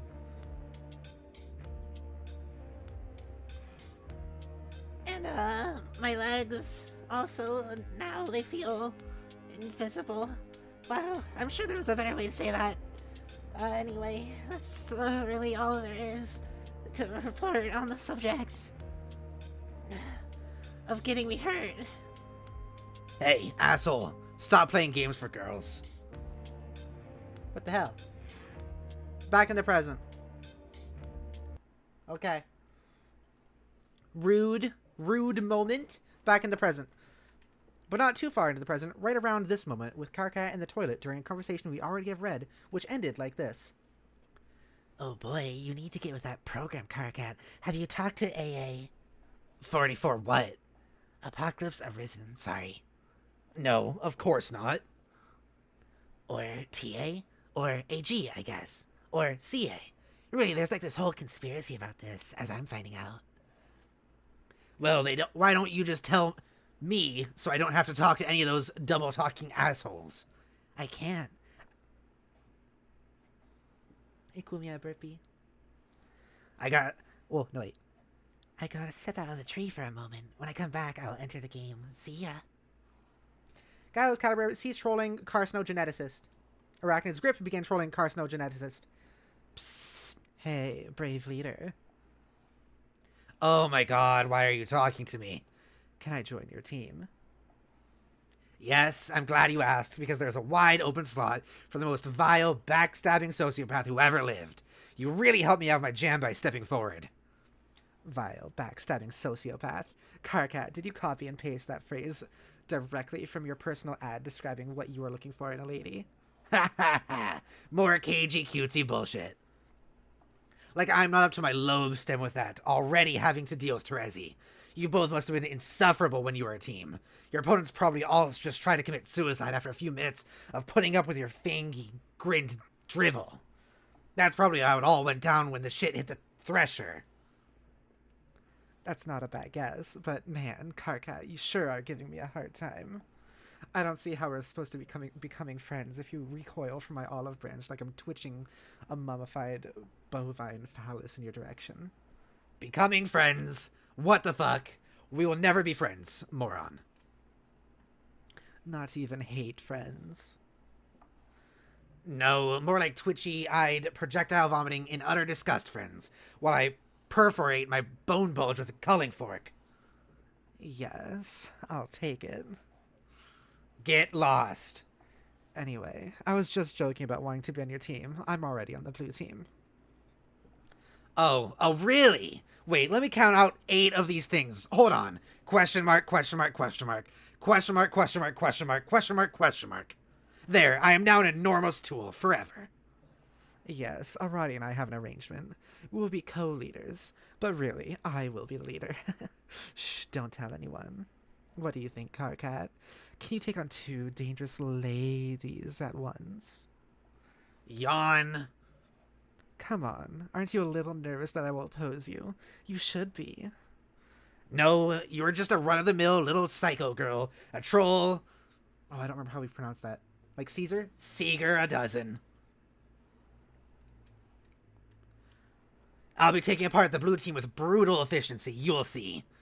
You never played one of your dumb games with me, so you never had the privilege of seeing what I can do. Enjoy the show, sweetheart. Just don't even think about using your mind control tricks on my players. Remember your truce? Psh, those days are far behind me. Anyway, I can't control just anybody. They've got to be impressionable, like you. You can't control me. Sure I can. I just choose not to. Yeah, okay. I find your mind totally unpalatable to browse.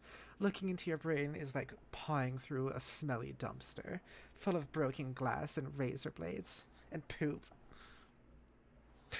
Shit, there's shit in there. Whatever, don't even try it. I've got the better scorched sister on my team, and if you break your truce, you'll have to answer to her. The funny thing is, she was always way better than you, even without any powers. Yeah, that's right. I know your whole story.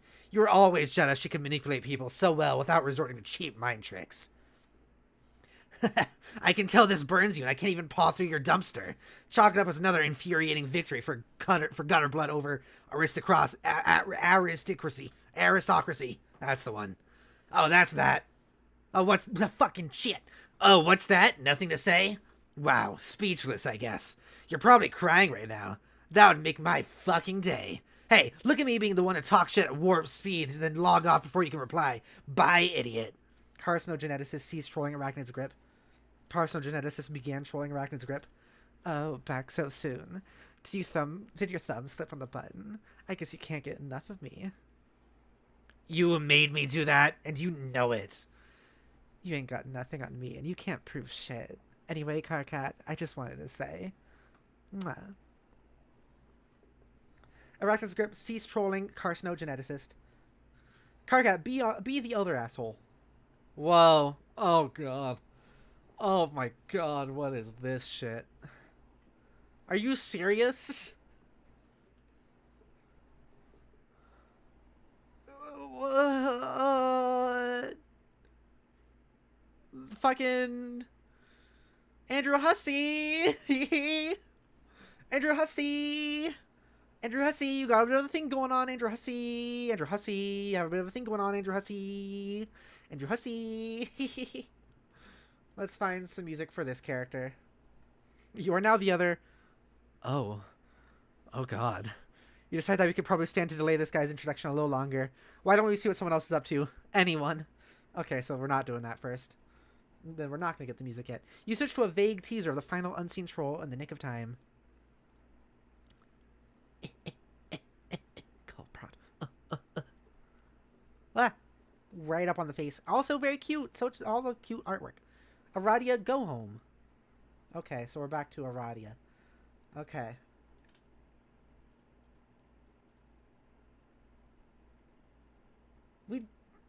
Did we get music for her? Wait, did we get music for Aradia? Did we not? I guess we didn't. We did. Oh yeah, it was that music from earlier. I remember. It was. Yeah. Okay. I might look for something else though. I like Sean down, but I don't think it fit as well. Let's do.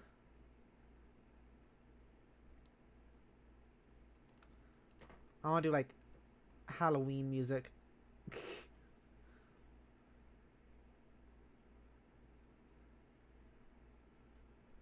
Oh. If there are such things here. Maybe not.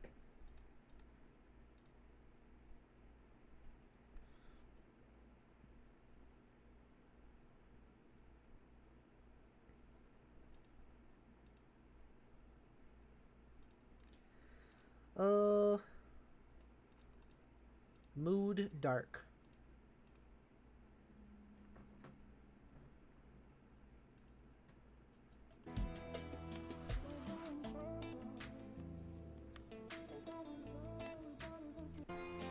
No.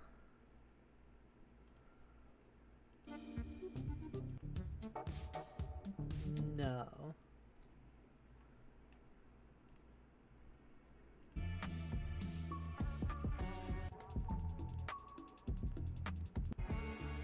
Maybe.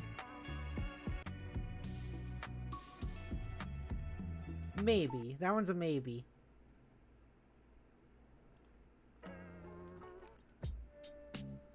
No.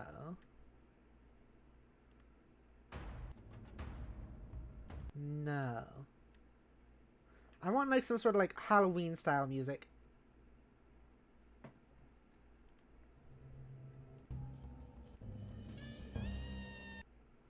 Hmm.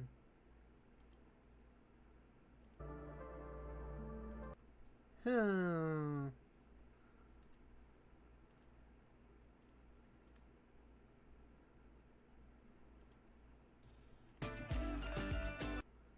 Hmm.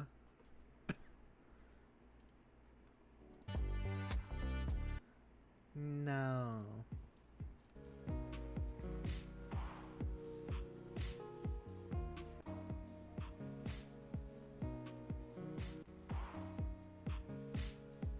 Maybe that one's kind of good, but so maybe that one.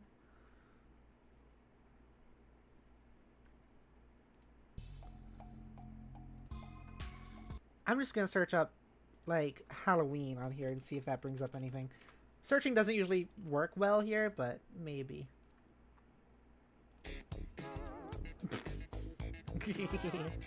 This is kind of funny.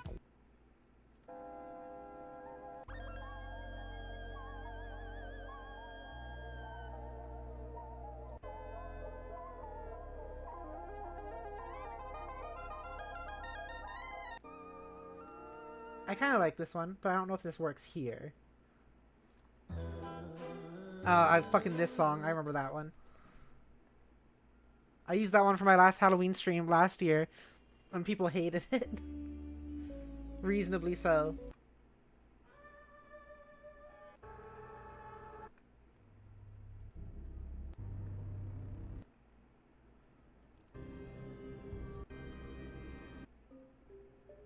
Oh, here's the song I was playing earlier.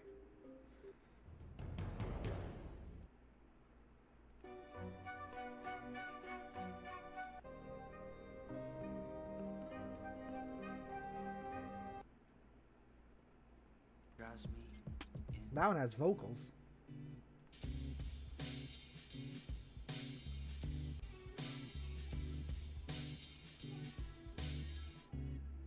I also like this one. This one might be good. What do we think about this one, Snacks?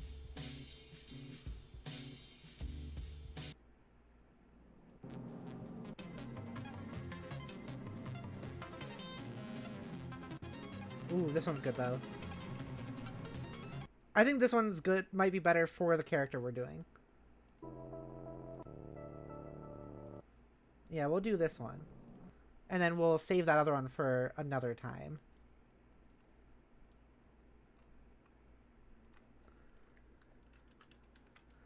Okay.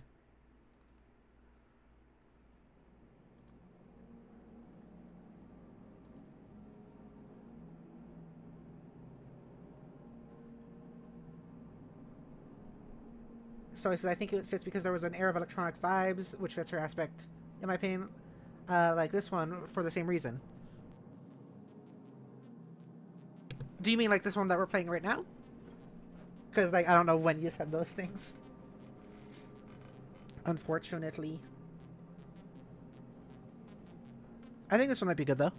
It does feel a little bit electronic-y. You head back to your hive to get the blue team session started. It's been a while. You revisit the remains of your quaint rural hive. Your lawn ring and the small excavation sites you dug up for practice are all overgrown with vegetation. You haven't been here since the night of the accident. On that night you found your calling. The voices of the dead grew louder, urging you to return to the ruins you discovered not long before. You left so abruptly you didn't even have time to bury your Lucis. But that's fine, because trolls don't typically bury their dead. Leaving bodies to be consumed by wild animals is more customary. Radia begins session. It seems like also, like, the species is all very secluded. Everyone's very secluded from each other. Spooky ghost with electric vibes? Yeah.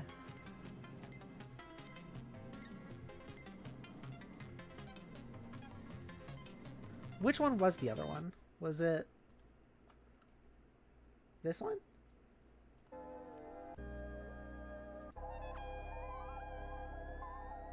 Was it this one?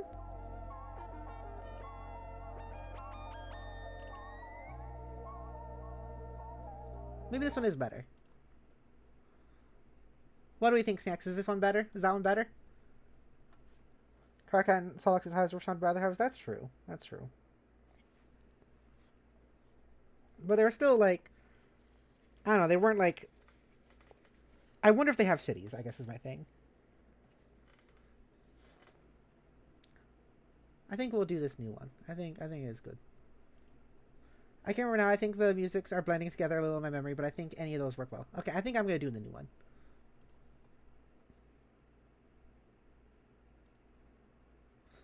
Do, do, do, do, do, do, do, do.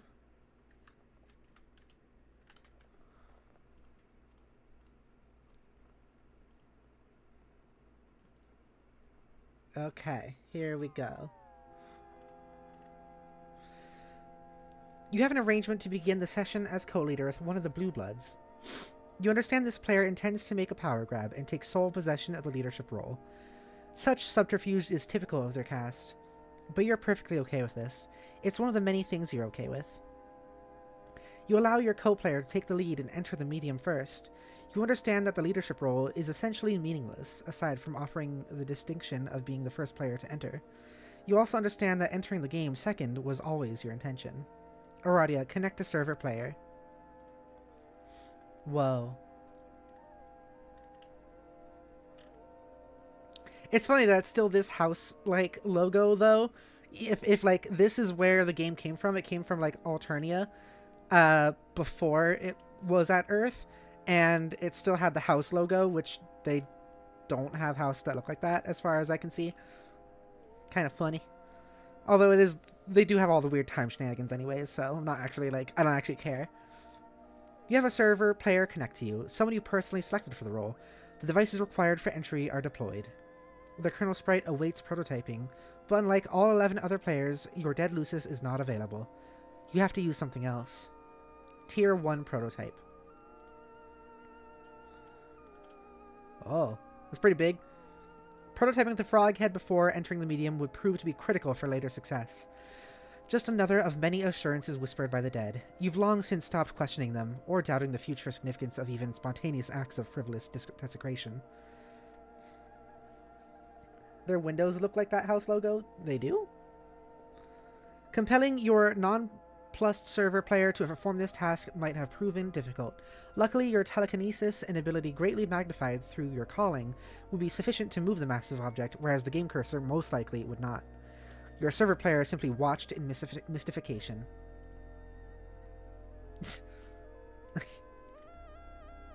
I love Nepeta. Just be like, eh? Oh, that's silly. She really just had no idea what the hell was going on. You enter the medium, taking your place in the land of quartz and melody as the Maid of Time. Meanwhile, your client player has been exploring another world. The Blue Blood has a present for you. The present cannot be duplicated via an alchemy at this stage of time. It would cost too much grist, a detail which this player has not been aware of. The player would have to progress to the second gate of their own world, arrive there through the gate above your hive, and deliver it in person. Facilitating this delivery was one of the reasons why it was important for you to enter second. Her eyes are huge here. Your server player's confusion is only in part due to learning the ropes of a new game. There is a more significant reason for her befuddlement. While she followed your advice and went through the simple motions of the game setup, at no point were you visible on her monitor. She saw your damaged hive, she saw the alchemiter and the other devices she deployed, she saw the strange computing device on the floor, bearing the visage of a species she didn't recognize. She even saw a great big stone frog head fly through the air all by itself and become the frog sprite. And though she would ask why, and you would always delay the answer, the fact remained. She couldn't see you. Oh, is that like when Solix also looked out the window and couldn't see her? I see. I see. I partially know why, but I forgot that was part of it. Aradia, Tier 2 prototype. She couldn't see you up until the moment after the sprite's second prototyping, because you were dead all along. Yeah, that. And went after the sprite's second prototype because you were dead all along, and now you're gonna become like a ghost sprite frog. Wow, ghost sprite frog. We're all completely blown away by this stunning revelation. Wow, dead? Really? Like a ghost? Huh. Nepeta, interrogate frog girl.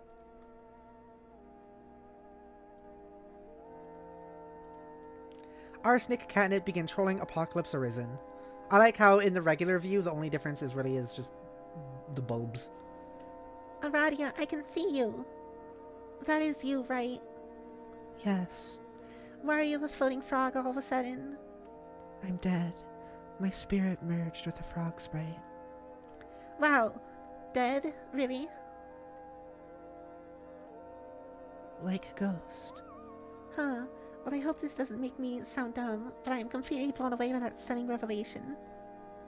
You don't sound dumb. Phew. How did you die? I ignored the advice of a friend and made some bad choices. AC rumples up her nose in perplexment at AA's really vague and spooky answer. But actually, that's good because I think I don't want to know. It's making me hard to think about. Okay, Nepeta, can you please keep this a secret? Yes, I promise. I won't tell anyone about it. And by promise, I mean promise, just so you know I'm serious. Thank you, Rabbit. Whoops. What is with the time players in self-prototyping? I know, right? But like, she's self-prototyped, but like, also, what? Also, is this little, was that always on the sprites, the weird tail thing, or is that just because she's a ghost? That was probably always there. But like, if she did that, right? Then can she still be the player and the prototype at the same time? Or the sprite at the same time? Aradia, be the huge bitch.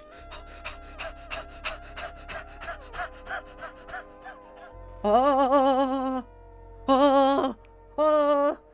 The tail was always on the sprites. Okay, okay. Here we go. Here we go. Here we go. Here we go. Here we go. Here we go. Here we go. Oh. Bathroom break. I'm gonna go to the bathroom. Snacks, we'll be right back. I need to use the restroom real quick. See you in a little bit, and then we're gonna... I'll see you in a few minutes. Okay.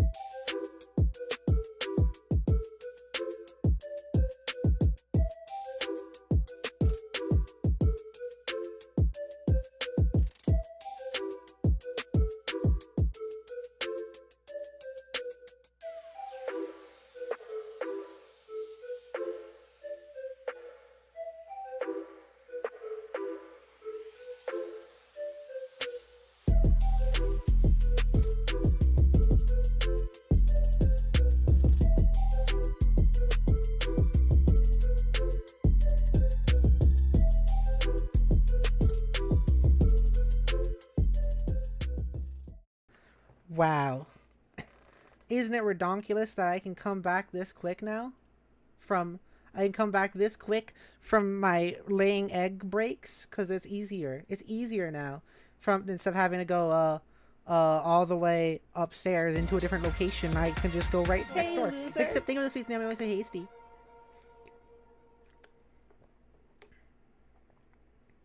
Thank you. Stories of the Tale is always on the sprites. Yeah. I don't know if I read that or not already. And Story says, time to introduce the 8th character. Also, it just hit me while I was in break. Like, oh, 8th character. I get it. Because 8, I get it. It's the thing. Also, I didn't notice someone else showed up earlier. Marzather. Hello. I don't know if you're still here, but hello if you are. I'm Pepper, reading Homestuck. I hope you enjoy. Time to redeem Jackbox. We will never know AG. No! You can't do this to me. You can't do this to me. You can't do this to me. You can't. You can't. Huge bitch. Enter name. Your name is Vriska Serket.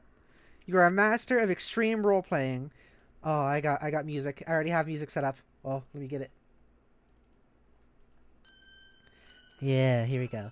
You're a master of extreme role-playing. You can't get enough of it. Or really any game of high stakes and chance. You have persisted with the habit even in spite of your accident. But then again, you don't have much choice. Your Lucis is very hungry, all the time. She can only be appeased by the flesh of young trolls. You cloud campaigns for teams of flarpers, utilizing your abilities for orchestrating the demise of impressionable. Your victories supply you with treasure, experience points, and spider food. You are something of an apocalypse buff, which is something you can be on Alternia. You are fascinated by end-of-the-world scenarios and enjoy constructing doomsday devices for the hell of it. That's weird. You are drawn to means of dark prognostication and the advantages they offer, particularly in gaming scenarios. Your abilities in this department were hobbled with the loss of your vision eightfold, and you have since sought alternatives through various black oracles. You consult with these ominous globes, but routinely destroy them in frustration over the puzzling, guaranteed inaccuracy of their predictions. Breaking them has developed into a habit bordering on fetishistic, and with each you destroy, you add to an insurmountable stockpile of terrible luck. You have to stop. But addiction is a powerful thing. Your troll tag is Arachnid's Grip, and your statements tend to be just a little bit overdramatic. What will you do? Check out cool drawing on wall. Yeah! Hell yeah! You drew your own role-playing character for fun, as many flarpers are prone to do. She is the best character, and you wish you were her. Oh wait, you are her. You wish she has been granted. Your wish has been granted, probably as a special boon for being so great at everything. Her name is Marquise Spinneret Mindfang. That's such a good name. Scourge of land dwellers and sea dwellers alike, and worst nightmare to city boy skylarks everywhere. She has accumulated more treasure and gained more levels than any member of the Petticoat Sea Grift class ever. She gained all the levels. All of them. Yeah! 8 exclamation points. Vriska, proceed to computer. D. Ford. Aw, shit. You have a lot to do. So many irons in the fire. Ow! Lousy dice. You just can't seem to go anywhere in your hive without stepping on an errant D4. Pointy little bastards. It's just your bad luck, you guess. You've had such terrible luck ever since your accident. And it just keeps getting worse. As far as you're concerned, the world can't end soon enough. Your shoes are very red. As you were saying, so many irons in the fire. Such a tangled web. It is a web full of flaming irons and mixed metaphors. Tonight is a big night. You have a lot of meddling to do, or to catch up on tonight. Bugging and fussing and meddling. Vriska, take dice. Yeah! These don't make any sense, but I like it. As dice, but I like it. And then in the image it looks like regular dice, that's funny. You equip your enchanted dice set, the fabled Fluorite Octet. What? It consists of 8d8, plundered from a ghost ship during a particularly challenging campaign. In ancient times, such weapons were employed by roving bands of gablignats.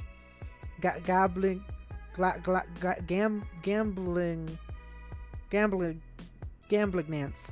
Deadly marauders with a passion for chance. They all died off, though. Took too many crazy risks.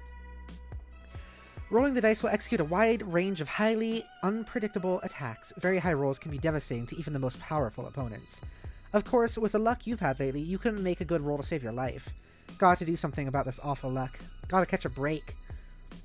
When you get worked up about stuff, you put 8s in the places that don't really make a lot of sense phonetically. Friska, begin meddling. Well, Friska, you're so awesome. Time to get this show on the road. There are so many people to meddle with tonight. After you ditch an unwelcome solicitor first, that is. Doesn't she realize how rude it is to meddle? You'll fuss with her meddling later. I love Vriska. She's so fun. She's so great. It's the Vorlucis. Yeah! They do make sense. They are D8s. They are used in D&D. I thought it was like a bunch of different types of dice, but all on D8 shaped dice. So that was my confusion. Vriska. That's her name. There she is. Also, are these all like D&D pages that are just hung up on the wall for some reason? What now? Oh, him. You thought he'd washed his hands of you. Strange timing that he's bugging you tonight after so long without a peep from him. Who is it? Who is it? I don't know. Deal with this guy. What the? That's difficult to read. Can you even see that, Snacks? I can see it, but it's barely there. Was it originally supposed to be like the same color as like the background color? I don't know what this voice is supposed to be. Hello.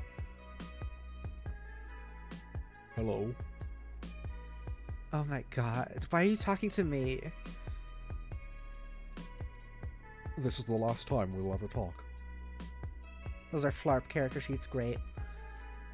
Still sticking with the white text, I see. So smooth and stylish. I forgot how much I loved highlighting it to read all the boring things you have to say. A little hint to the reader, I guess. It's like a fun little game for super extra people. Like opening a present. Find out what obnoxious thing the mystery tool typed. What is it? It needs to be a very dignified voice? Okay.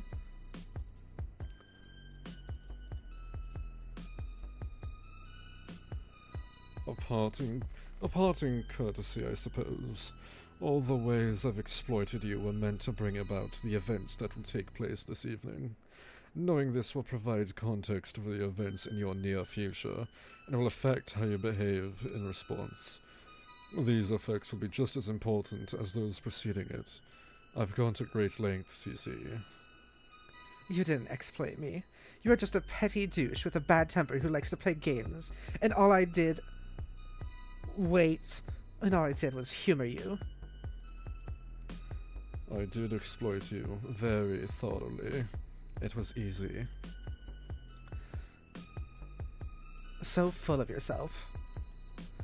Have I ever lost a game? Don't change the subject. What subject are you referring to? That's good. Dignified but kind of creepy. Okay, cool. XXXXO. I'm going to log off in a big huff, and you're going to have to not use that nasty trick where you log back on out of petty douchey spite. And then we can go back to never ever talking, because man, that was heaven when it was like that.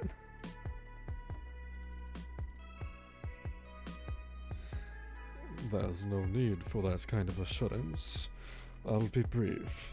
I no longer hold you accountable for any wrongdoing. In fact, I've given your transgression very little thought since the incident. If you acknowledge this amnesty and regard it as sincere, you may begin to find the odds falling in your favor again. This may be essential if you are to succeed on your journey. Slow down, man. I'm just waiting out so many pens, taking all these important notes. Fuck you for ruining all my good note-taking pens and giving me this terrible cramp in my good note-taking hands. Incredible, the risks you take with your scorn. But of course, it was your unpleasant, simplistic temperament that made you so easy to control. Vicious and predictable, like an insect. If you turn a swarm of wasps on a crowd, the outcome is certain. It takes no skilled strategist to understand this. You are in fact a waste of my talents. a primitive expedient. Blech. What a snob. You're worse than my metal friend.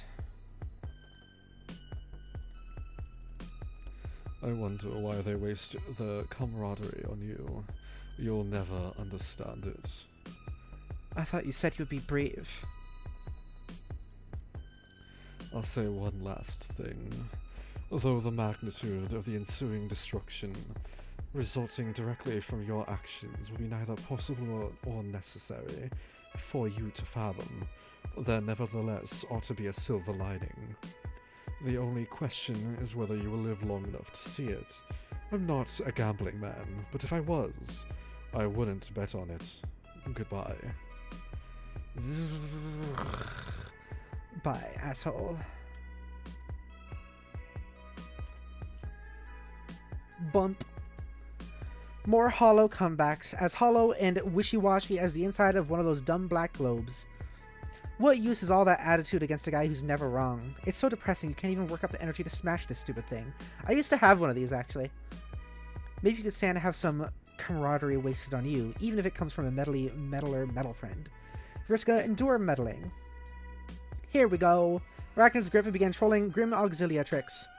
What? Just wanted you to know. Is your Lucis dead yet? Huh? What kind of trick is that? Is this a trick? Are you trying to sabotage me? Are you in cahoots with someone? No. Cahoots, I say. You sure do seem to be saying cahoots. I'm just asking because mine's dead. What? Oh no. How did that happen? It was just her time. Really? Are you sure it wasn't sabotage? I would suspect sabotage if I was you. No, there was no plot or conspiracy or any trace of saboteurs operating through the special and magical union one can only describe as being in cahoots with another. When a virgin mother grub abdicates and renounces brooding, her time will be relatively short. I always knew this. She was so cool. I keep losing the Vriska voice. She was so cool. You had the coolest Lucis of anyone I know. I wanted to meet her someday. Maybe you still can. Yeah, meet her corpse. I guess that's not so bad as a consolation prize. Seeing a big dead cool mother grub. Wow. You're so lucky. My Lucis sucks. Why did you ask if she's dead anyway? Do you know something? They are all dying. Or are going to be soon. I believe it's a preemptive consequence of the game we are about to play. If a preemptive consequence is a concept that can be said to hold any meaning. But from what I understand, if it is applicable to any sphere at all, then this game holds that sphere. Okay, I don't really get that, but... So you can just go ahead and think I'm just some dumb flighty broad again. I wasn't going to think that. You know what, I don't even think I really understand what I just said, so... Never mind. Now you have me a little worried. Man, I hope she's okay. Why would this happen? This is just my luck. Have some died besides yours? And, you know, whose, I guess? Yes, a few. Carcat thinks it's his fault. He believes his actions triggered an inauspicious chain reaction. You mean a curse? Sure. Wow, between his curse and my shitty luck, we are so screwed. I'm not so surprised to see you endorse his paranoia without hesitation, but I was attempting to illustrate a point in bringing it up. Phew, there goes another one sailing over the idiot girl's head. Okay, lay it on me. These events are inevitable, and regardless of whatever emotional entanglements obfuscate their significance, they will ultimately serve an important purpose. The curse had nothing to do with it, and Carcat's notion of a curse is inseparable from his perception of events as intrinsically negative and as tailored to his personal dissatisfaction. And your bad luck is the same way, I believe, anyway. Okay. What would happen if you just cleaned up a bit? Don't you think you would step on a few less hard triangles? I'm trying to, like, I don't know, it's been hard to do the Risk voice. Not that it's a difficult voice, it's just hard to stick to. Why don't you try to help me and stuff? What's the point? It's kind of bothersome and insulting sometimes. I have a messy room, big deal. My luck fucking blows. It's got nothing to do with it, and you just don't even know. Meddler, why are you so meddly, Miss Meddlesome? Mick Fussy Fangs? Because you're dangerous. No way, I'm just fine. Why don't you can it? Every time you tell me to can it, I think it's funny. I mean, it's just a funny thing to say, don't you think? It's okay to be dangerous. A lot of people are. And dangerous people can be really important. Maybe even the most important sometimes. But it just means that there's got to be someone around to keep an eye on them. And if not me, then who? Everyone has an important job to do. Okay, so you're spying on me. Kind of creepy. Man, maybe you should get a life. Or, you know, if you're so high and mighty and think you're so great, maybe you could, oh, I don't know, try and stop me from doing bad things? That wouldn't work. If I tried to stop you, you would regard me as an enemy, instead of merely as a nuisance. And what good would that do? So, I'm afraid, McFussy Fangs, it must be. Okay, great, fine. I'm going to check my Lucis now. But I'm starting to think you're full of shit, and I know quite sure she will be quite fine. You're right. Anything can happen, I guess. But just so you know, I'm sorry for your loss in advance. Arachnid Script ceased trolling Grim Auxiliatrix. Arachnid Script began trolling Grim Auxiliatrix. Ah, man. Why didn't I just get that last ward off and sign off real quick like I usually do? Let you sneak that stinking little ninja quip in what? In Thorough? So mad. This lousy, stupid, goddamn supportive friend. Arachnid Script ceased trolling Grim Auxiliatrix. In there? What? Oh, that's there? Okay, I thought it was like Thorough or... I don't know. Stretching. Okay. I want to practice Risk of Voice. I keep losing it and then changing it and all that. So I'm gonna read this line a few times. Man, why didn't I just go get that last ward off and sign off real quick like I usually do? Let you sneak that stinking little ninja quip in there. Ugh, so mad. Lousy, stupid, goddamn supportive friend. That was okay. Lousy, stupid. Lousy, stupid. Lousy, stupid, goddamn supportive friend. Something like that. Lousy, stupid, goddamn supportive friend. Okay, I'm gonna read that again, actually, just so I can have it. Man, why didn't I just go get the last word off and set up real quick like I usually do? Let you sneak that stinking little ninja quip in there. So mad. Lousy, stupid, goddamn supportive friend. Blah, blah, blah could be a good phrase to trigger the voice. Blah, blah, blah. Blah, blah, blah. Blah, blah, blah. Man, why didn't I just why didn't I just get the last word in and sign off real quick like I usually do? Let you sneak that stinking little ninja quip in there. Ugh, so mad. Lousy, stupid, goddamn supportive friend. I can actually see it. Like, I didn't see it when I read this as a teenager, but she does definitely, like... You can definitely feel that, like, she might have, like, a Valley Girl accent. But that feels so wrong, you know? Because she feels so gothy at the same time. Check on Lucis. You go down, like, 50 million stairs to her nest below. You wonder if any other kid on the planet has such a high maintenance Lucis. You doubt it. Whoa. More giant chains. You pass by one of your completed doomsday devices. You promised you'd build it for an especially powerful and influential member of the nautical aristocracy. Return for his collusion during your campaigns. Some guy you were in cahoots with. You guess none of it matters now, though. She is a goth, Valley Girl, and a D&D nerd, and that's why we love her. Yes. It was tough to build, and it isn't perfect yet. Luckily, one of your pals nearby is pretty handy with technology. He can be tapped for parts and favors frequently. You wonder if any other kid on the planet has as many irons in the fire as you. You doubt it. I recognize this shot. This was one I see a lot. See, look at this. She's fine. Fine and huge and hungry as ever. You guess you're relieved? Yes, of course. Phew. Why wouldn't you be? It would be devastating if anything happened to your dear, sweet custodian.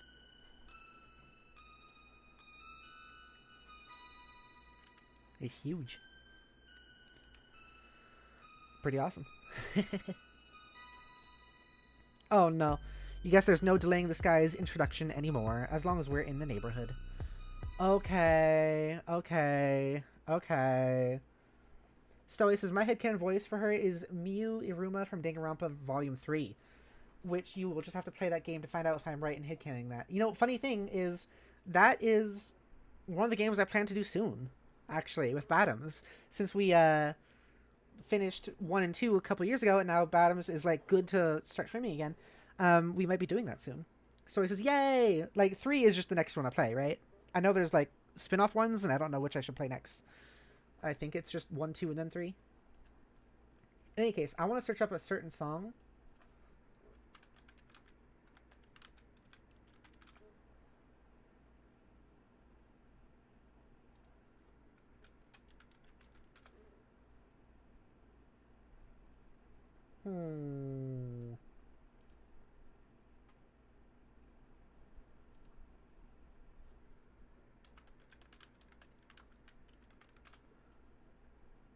Yeah, okay.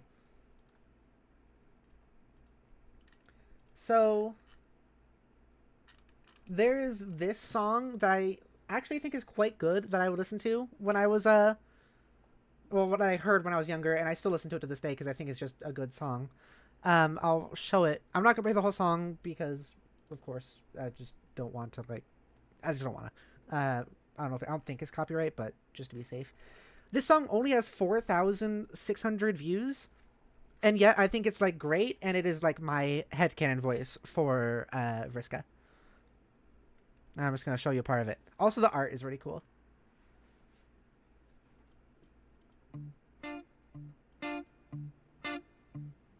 Love me carelessly, like a stalemate hung from a tree. When treaties are forged, you'll come back with a corpse that's the sister of Scourge.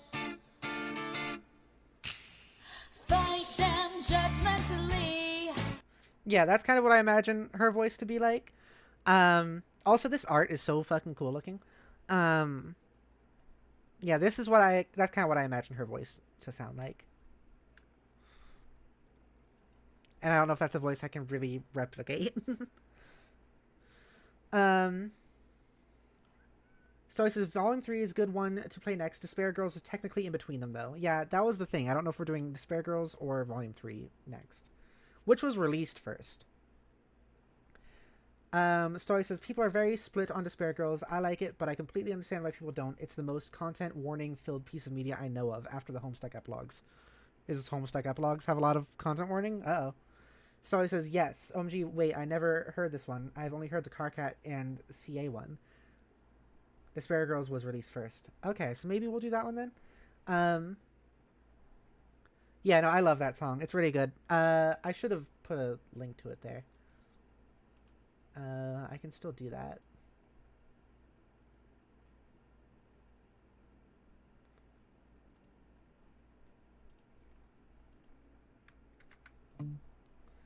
I will put this in the chat here because people should listen to the song because it's really good. And I like it a lot. And, like, I think it's an original song, as far as I can tell. And it's still, and it's really good, despite that. And only has, like, 4,600 views.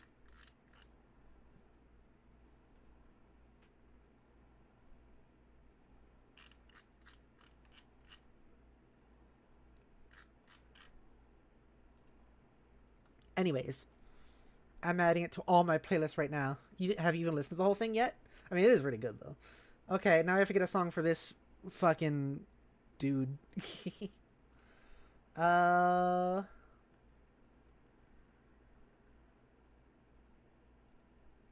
I don't know what sort of music to get for this guy. More country music? Or folk music? What if I just search up horse?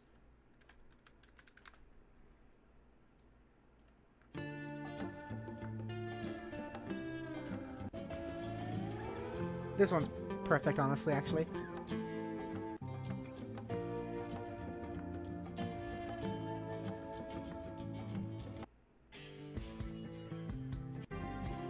Yeah, having like rock music is pretty good. It's a good idea.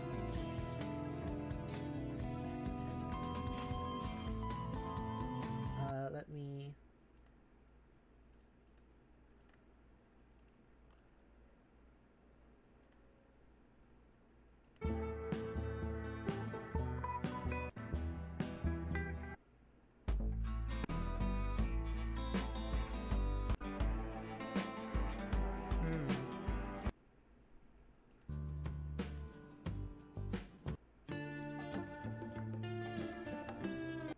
Okay, I think we're gonna do this one.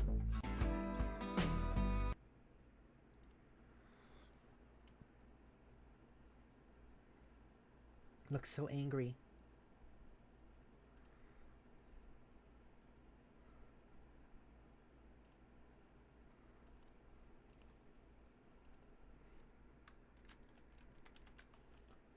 Okay.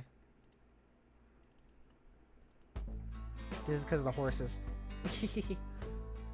So this is whatever is censored in that horse picture is bigger than the rest of the horse. Yeah. It's like analyzing it too. Why is that horse analyzing itself? I don't know.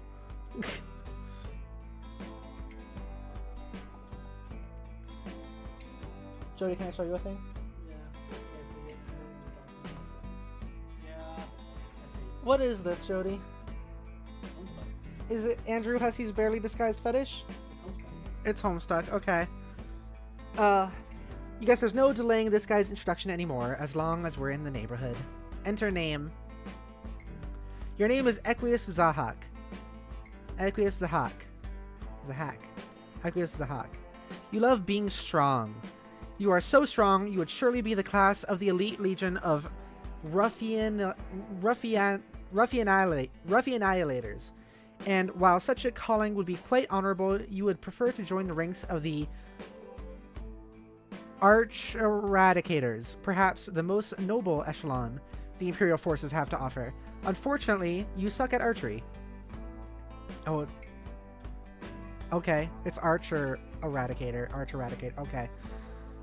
You have not successfully fired a single arrow. Every time you try, you break the bow. You are simply too strong. You have broken so many bows, it has developed into a habit bordering on fetishistic. You have to stop, but addiction is a powerful thing. Is that what we're doing? We're doing it again? You have a great appreciation for the fine arts. You use your aristocratic connections to acquire priceless masterpieces, painted in the oldest and most respected Alternian tradition of nude muscle beast portraits.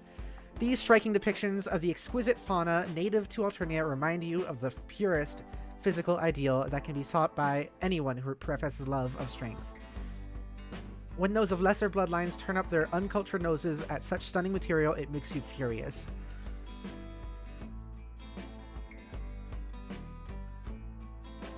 So do they just have horses on this? They just have like normal looking horses on Alternia? Normal, like almost normal looking. Practically everything makes you furious. You have so much rage, it can only be expressed through staggering quantities of physical violence. You build strong and sturdy robots, set them to kill mode, and beat the shit out of them in caged brawls. Sometimes you lose teeth, but they usually grow back. Your troll tag is Centaur's Testicle. And with your bow and arrow ever at the ready, you take exception to lewd language unbefitting of blue bloods. What will you do? Okay. Stoy says ACAB includes Equius. You're so right. They have normal looking spiders. That's, well, I mean, it's also massive. But yeah, I guess you're right. Check on Lucis. Wait, is that the face of the Lucis? Was that thing I saw before the Lucis? Why does it look like that? I hate it. Now where did that craven excuse for a custodian go? It makes you furious when he goes missing like this. Probably off somewhere nursing his bruises. You swear the old boy is made of glass. You are starting to get agitated. Arthur, where are you? What is this? This is so weird. What the fuck is this? This is the Lucis? This is the Lucis? I don't like it. I don't like it. I don't like it. I don't, this isn't good. This isn't good. Oh, there he was. He was just preparing an ice cold glass of nutritious Lucis milk for you with a thick foamy head on it. Just the way you like it. You cannot hope to beat Arthur in a butler off. He's simply the best there is.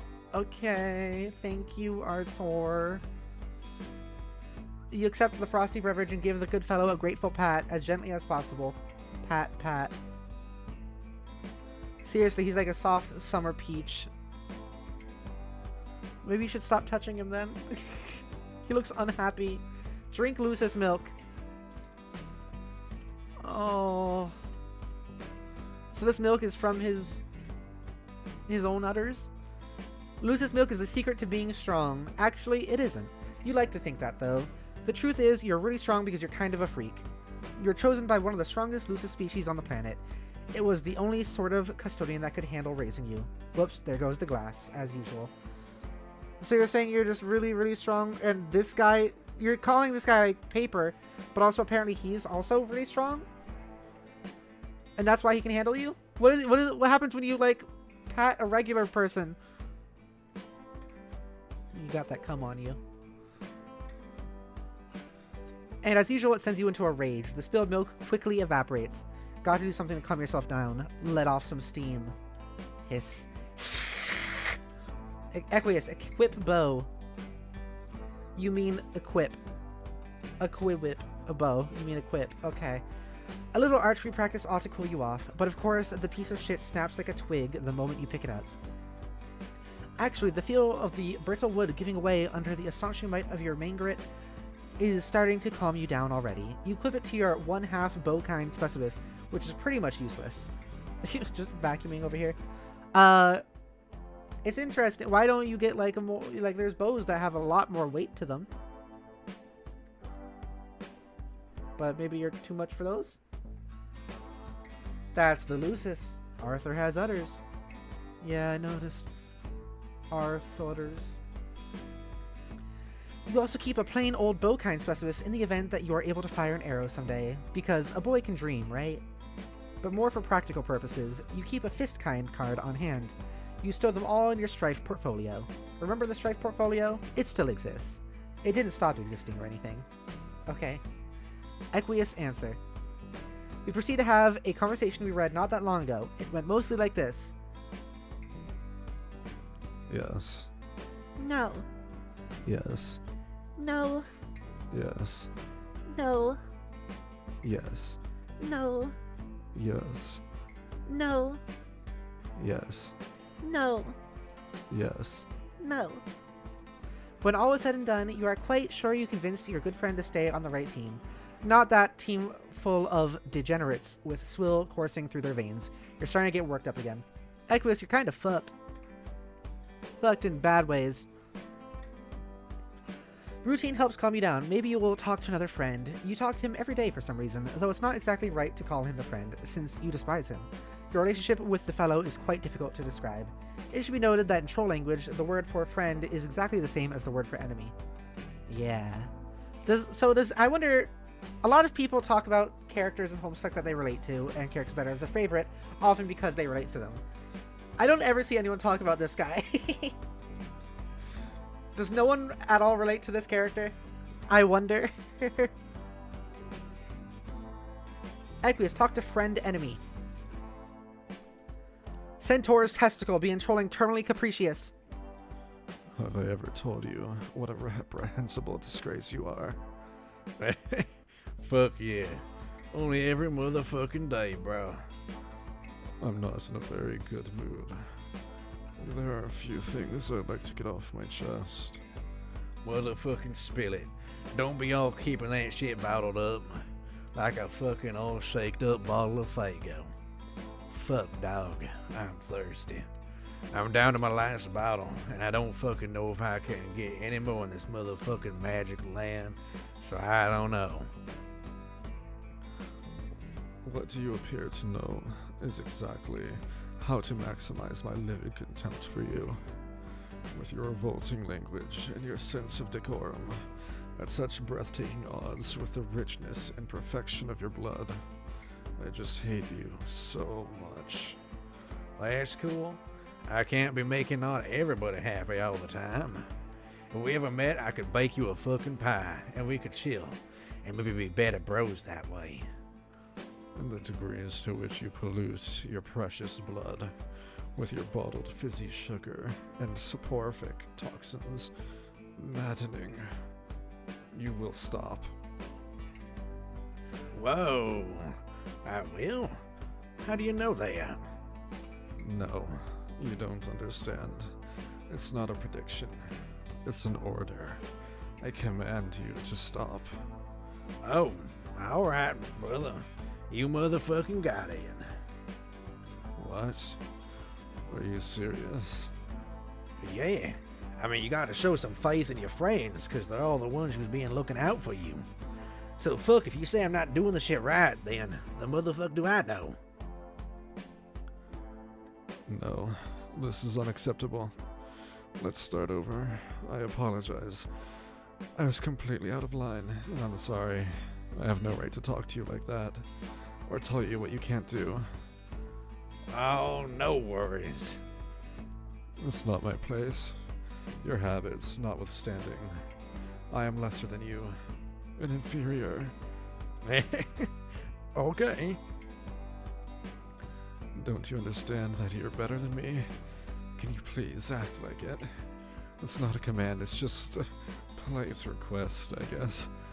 Okay, I can try, but man, I don't know if I know how to be like a better motherfucker than any other motherfucker. Look, it isn't that difficult.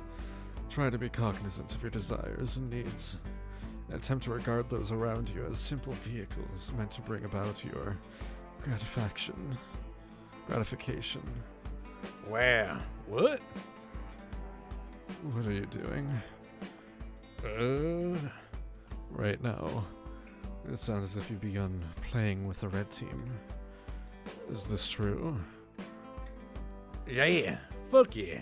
I'm all up in the fucking shit of this wicked, mystical motherfucker. I bonked an imp on the head with a club, and then a little later I scared one with a horn. Good. This is very good. It really pleases me to hear tales of physical subjugation. I presume these were lesser beings, toiling in the lower ranks of some hierarchy. Well, yeah, they are underlings, and there's some subjugation involved for fucking sure. But now we kind of settled down, and me and the imps are sharing some pie. These motherfuckers are pretty dope, actually. I like them. Okay. It pleases me considerably less to hear things like that. But I've already stated I have no right to be disappointed by your conduct. So I will try to control myself. Oh shit, bro. I don't want to be to disappoint you. What can I do to make brother fucking shape his shit up? If I can make you smile, it'll be the best fucking miracle I ever did part of.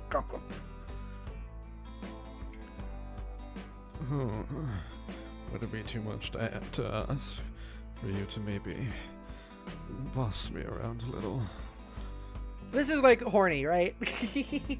This is horny, right? This is so horny. Why is Equius so horny? Why is Equius so horny for horses and to be subby? This is weird. Also, I do like imagining the honk thing from Gamzee as a One Piece style anime laugh. I think it's fun. So he says yes, it absolutely is. Yeah. So he says Hussey talks a lot about this guy. Why? Hussey, I get it. You want horse fuckage. I get it. Stoy says I have a mod on the unofficial collection to see Hussey's commentary on each panel, and they talk a lot about Equius. So the commentary under this page is almost as long as the whole chat log. Holy shit. Does it have spoilers? I'd be so curious to see what the fucking commentary looks like. Oh my god. Oh, hang on, I gotta answer a text. People are asking what we need from the store. The grocery store.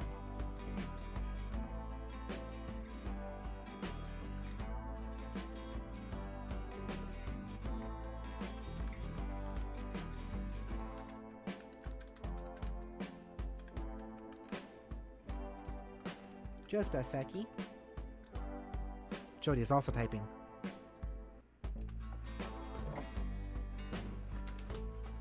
Can you send a picture of this for me?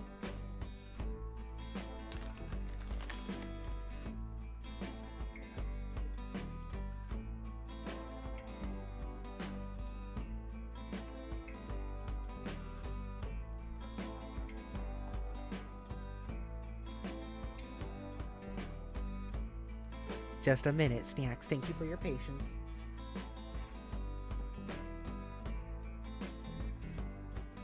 Yeah, those things.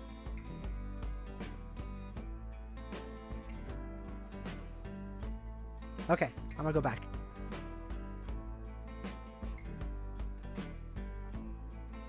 Oh. Yeah, right here, okay. So it says it's way too long to copy and paste all of it, but it kind of reads like a completely directionless info dump. There's some irony that Equius engages in a sort of daily roleplay routine with Gamzee while almost admonishing Nepeta for her attempts to get him to roleplay with her in a more frivolous way. She probably doesn't have the slightest idea he does this every day. There's a bit of the first paragraph. That's pretty good. I like it. But I meant maybe I'll look at that someday. I appreciate you copy pasting it. Are you reading along while we do this, by the way? Also, is it like, does he do spoilers when he goes through the commentary? That's neat though. You mean like role playing? If it would help to couch it in those terms, then yeah, I guess so. But not the especially juvenile kind. Let's keep it serious and professional. Well, try. But I'm not much fucking good at it, I think. Just say anything, as long as it's authoritative. Okay. Hey you, don't go near that motherfucking ocean, 'cause I told you not to a bunch of times. Shit is straight up dangerous, and I'm getting my house on about it. Decent. I don't live near the ocean though, so it's hard to immerse myself in the scenario. Alright, well, what aren't you all not supposed to do? What kind of mischief do you get your fucking bag self up to? I do so many bad things. Just awful things. I'm incredibly impudent, and the superior needs to put me in my place. What the fuck? What the hell? What the fuck? Shit. What the hell is this? He does do spoilers in the commentary. Okay. So I says I have it open to check on the information I already remember. I've read through a lot of Equius info dumps in the commentary notes. Let me know if you see anything interesting, and feel free to share if you want. Okay, well, don't be doing all those bad fucking things, bro. Yes. Yes, that's good. Like that. Cut that shit out. I'm so all meaning this. Excellent. Now tell me this, High Blood. We've been roughhousing a little too hard lately. I've made a bit of a mess, and anyone in a position of authority would surely be cross about it. Percent? Cross. Oh. What do you make of it? This wretched misbehavior. Fuck, man, I am so motherfucking salty about all that business you said. Fuck, I'm like owl moving my mouth and the wicked noises coming out of the frontiest way possible. And it isn't going at your direction. Or it's going at your direction, because that's the direction to be fucking angry at. Yes, so good. I am presently whipped into a state of contrition, one befitting of our class disparity. But I'm starting to perspire again, so it's best that we stop. Thank you for indulging me. Equius came. Equius came. Right? Equius came. JLS is still here, by the way, just resting in the cool. Nice. It's deadly. Yeah, I'm sorry. It's 102 degrees here today, which, dare I say, actually a little bit cooler than usual. Oh my god. Sorry, says thank you for indulging me can only mean one thing in that context. Hey, no problem, bro. It's cool we could all up and motherfucking open up a little bit with each other. Like bros. If there's stuff you want to get off your chest, dude. Like I said, I'm fucking here for a motherfucker. Kind of like a miracle. It's how it's always there. It never goes away, you know? No, but I comprehend the sentiment. I have lots of thoughts, but they are difficult to communicate. If you'll listen. Sure. Honestly, I'm confused by the social order. Man, me too. I don't know what color is what, so I don't bother with thinking on that motherfucker. See, that's what I mean. How is it possible for one of your distinction to be so ignorant and loathsome, whereas a member of the most abject, verminous bloodline of all can conduct herself with such grace and possess nothing but admirable mannerisms? I find these striking juxtapositions perplexing. I confess, strangely intoxicating. I wonder if I have gone mad to form such a pact with her. Well, I got no clue what you're talking about. Who is she? I shouldn't be talking about this. You're the enemy. Centaur's testicle ceased trolling terminally capricious. Riska, be in cahoots with Equius. Cahoots. It is so interesting. Like, ever since we switched to the troll's perspective, the writing of the story has, like, changed drastically. Like, how it's written is very different all of a sudden. It's interesting. Arachnid's grip began trolling Centaur's testicle. It's a lot more just, like, reading text. We're going through pages a lot more slowly, which I think is kind of more what I remember, honestly. We're also, by the way, just so snacks know, we're on page 2222 now. 2222. I usually try to say what page we're on at the beginning of the stream, but I forgot. Arachnid's grip began trolling Centaur's testicle. Equius. What? Hey, I'm about to meddle with so many losers right now. How many? So many. All the losers. All of them. Good. Use your cunning and venom to make them envy our nobility. Oh man, was that sarcasm? That sounded like sarcasm. No. Humorous insincerity is for pedantic wigglers. I know. I know you never make jokes. I was the one being sarcastic, you stooge. I was being sarcastic about you being sarcastic. Duh. That's because you're a little worse than me. The fuck I am. Anyway, hey, did you finish Aradia's present yet? I'm about to fuss with her, and I want to know if I can keep my promise, or if you're gonna make a liar out of me. It's finished. I'll deliver it shortly. Great. Thanks, buddy. I'll be waiting here for you. I'm happy to help, but I don't understand why you're intent on gratifying that worthless peasant. Because I promised I would, and it's none of your damn business, man.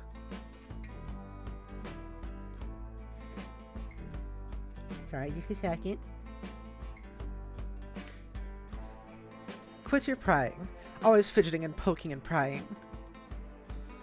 Fine. Then let's proceed with the plan in a curt and professional manner. Agreed. So, just to review, we'll let Aradia perpetrate her cute little ploy on Solix and usurp his power. Yes.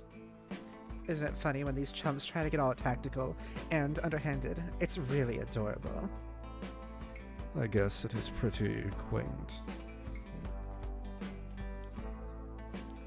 Anyway, she makes her little power grab, and that's when we both step in and usurp her as co-leaders. Right. That's the plan. Okay, good. Then the best team will be led by the two highest bloods, the way it should be. Or at least, the way the highest bloods who aren't shitty clown worshippers or underwater freaks sound good. Yes, we're in absolute agreement. Yes. Yes. Yes. Yes. Yes! Stop. Great. What a great team we are. Hey, you wouldn't be planning anything sneaky, would you? No, don't be absurd. Are you? What? How can you suggest such a thing? Man, so insulting. I don't want to do the Valley Girl accent, but it does seem like what might be best. Okay. Perfect. We have the perfect plan, and no one is plotting any sort of double crossings, or backstabbery, or anything like that. There are no crossings up my sleeve. Also, I don't have sleeves. I'm as transparent as I can be, and my word is my bond. I know. Don't worry, dude. I trust you completely. You know, I can feel you trying to read my mind. Bullshit. Probably just another one of your many daily rage aneurysms. Why don't you cool your jets and have a glass of gross muscle beast milk? Get out of my head. It's making me angry. Try to remember who built your arm for you. Oh god, don't you dare. Crossing is double crossings. Ah, I get it. Equius came, yes. Oh, that's rude. That's rude. Equius, you're a rude dude with an attitude. Equius, go check on Aradio's present. Robo slap. You delve deeper into your... Also, like, I just want to point out, like, how far her hair is, like, doing this, right? Like, how far the bangs are coming over from the side, which could only mean that, like... Hang on.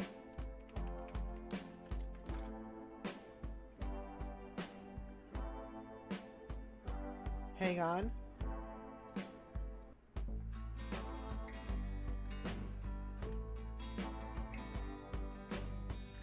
Hang on.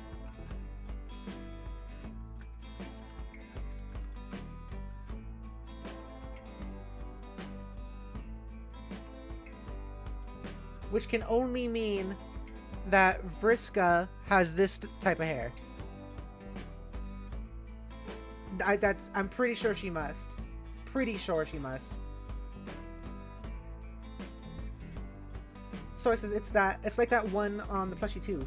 Or it's like that on the plushie too. I love how accurate the fringe is on this little thing. Eh? The whole hair is in general, as she should.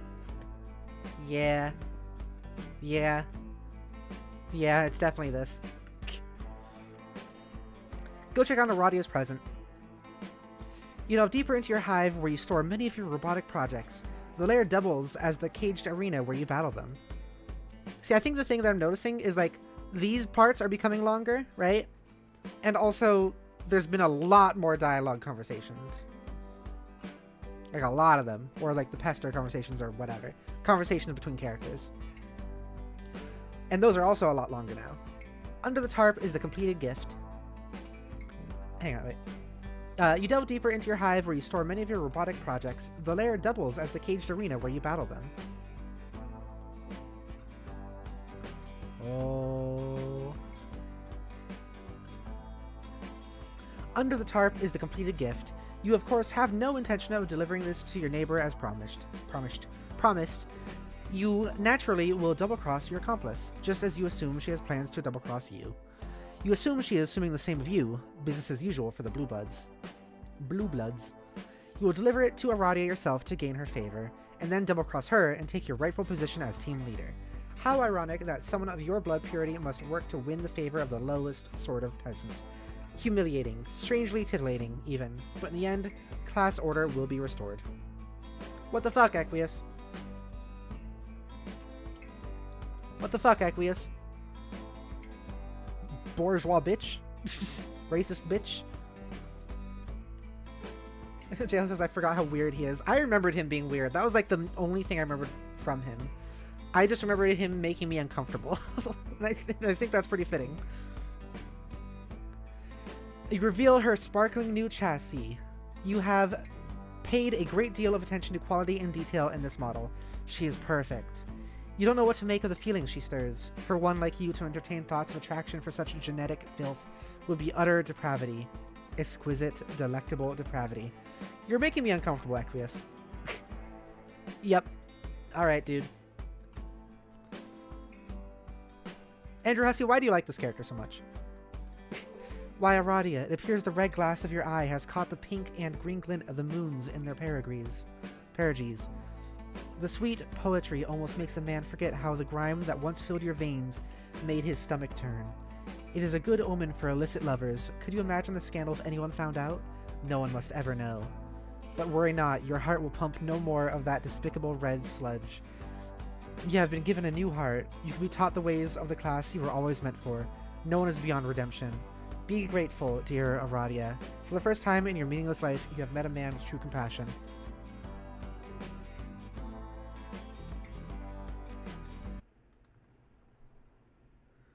I just want to talk about, like, actually how weird this is and what this kind of represents, by the way.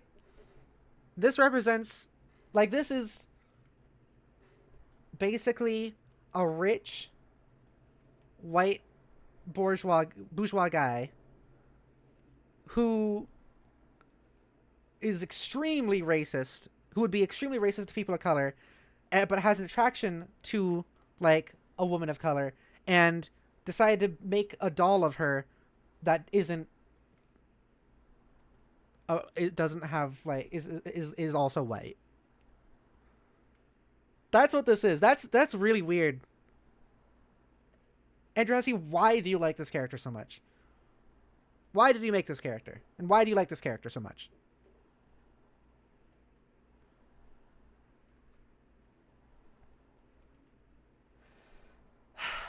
Story says, Hussey commentary. There are so many dimensions of creepiness to this, it's hard to keep track of them all.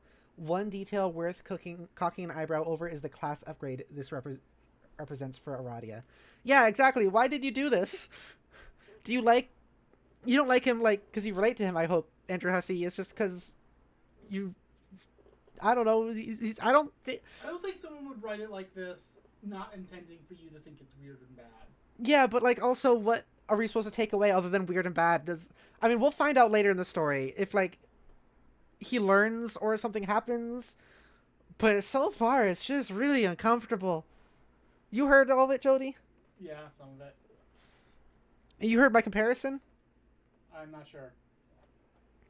Like, basically what's being written here is, like, this is the equivalent of, like, a white bourgeois rich guy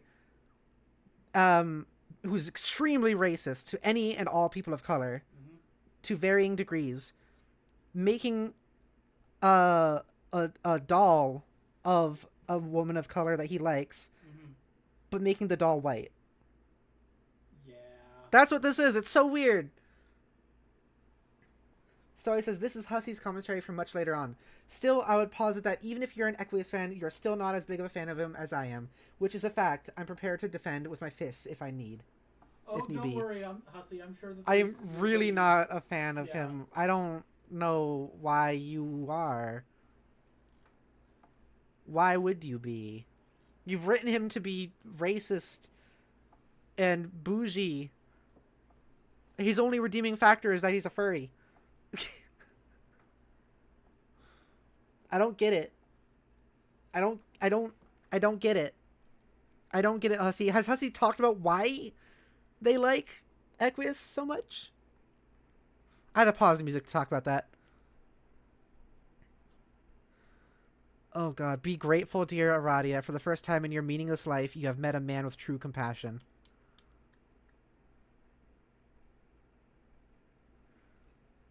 Your heart will... I don't even know if I read this one. But right now, your heart will pump out no more of that despicable red sludge. So, Jodi, I don't know if... So the blood thing is, like, basically... Like, people have different blood colors. And there's this, like, caste system of, like, if you're this low on the spectrum of color with blood, then you're disgusting, bad, and we're going to be racist towards you and you deserve nothing. If you're higher up, you're, like, royalty. Okay. And so he's like... Your heart will pump no more of that despicable red sludge. You have been given a new heart. You can be taught the ways of the class you were always meant for. No one is beyond redemption. This is so bad. It is, yeah. And I know it's supposed to be bad, but it's so much. It's so much. Why are you a fan of this guy? Why would you ever be a fan of this guy? And just what do you think you're looking at? Keep your cold mechanical judgment to yourself. And as if your own record is so spotless, don't forget who made you. Oh, what's that? My, that is a smart mouth you have. That was the last straw. An example must be made of this insubordination.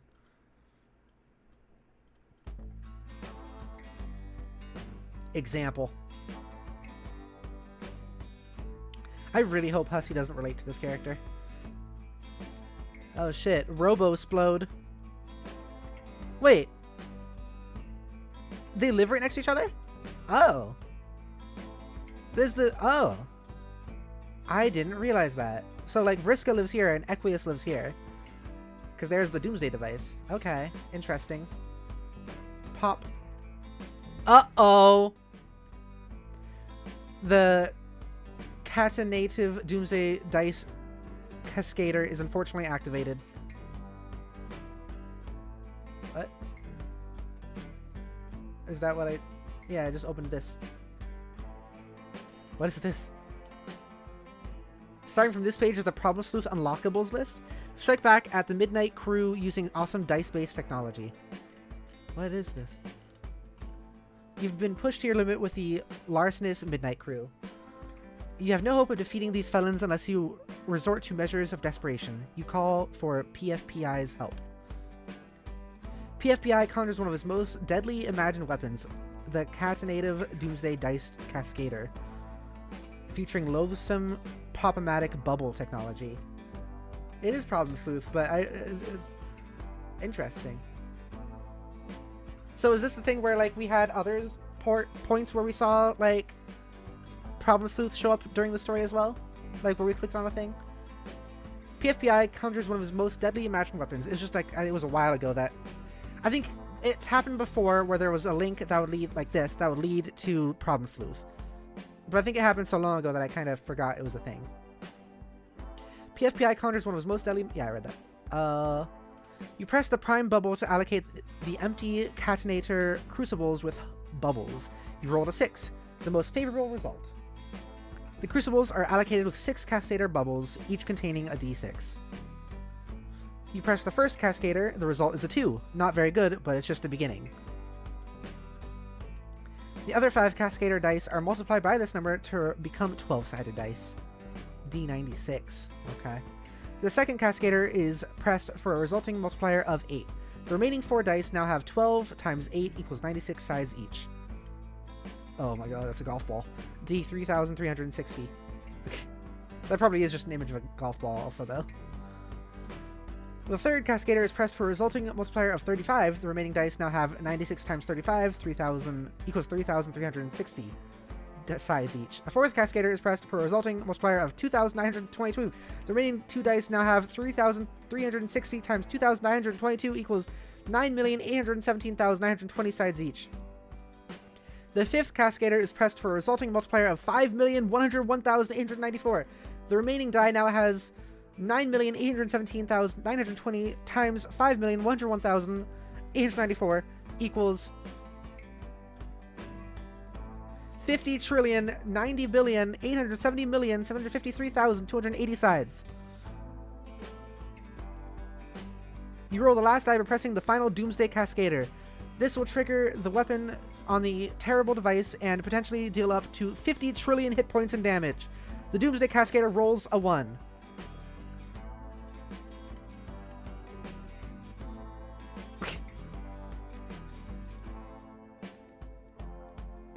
Okay, that's pretty funny. Unfortunate that it was just activated though, but now we know how it works.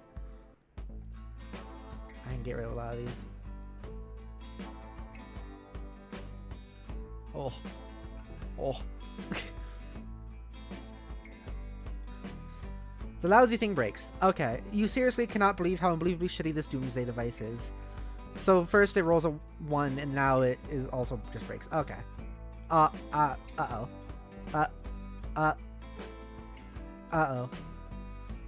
Uh-oh.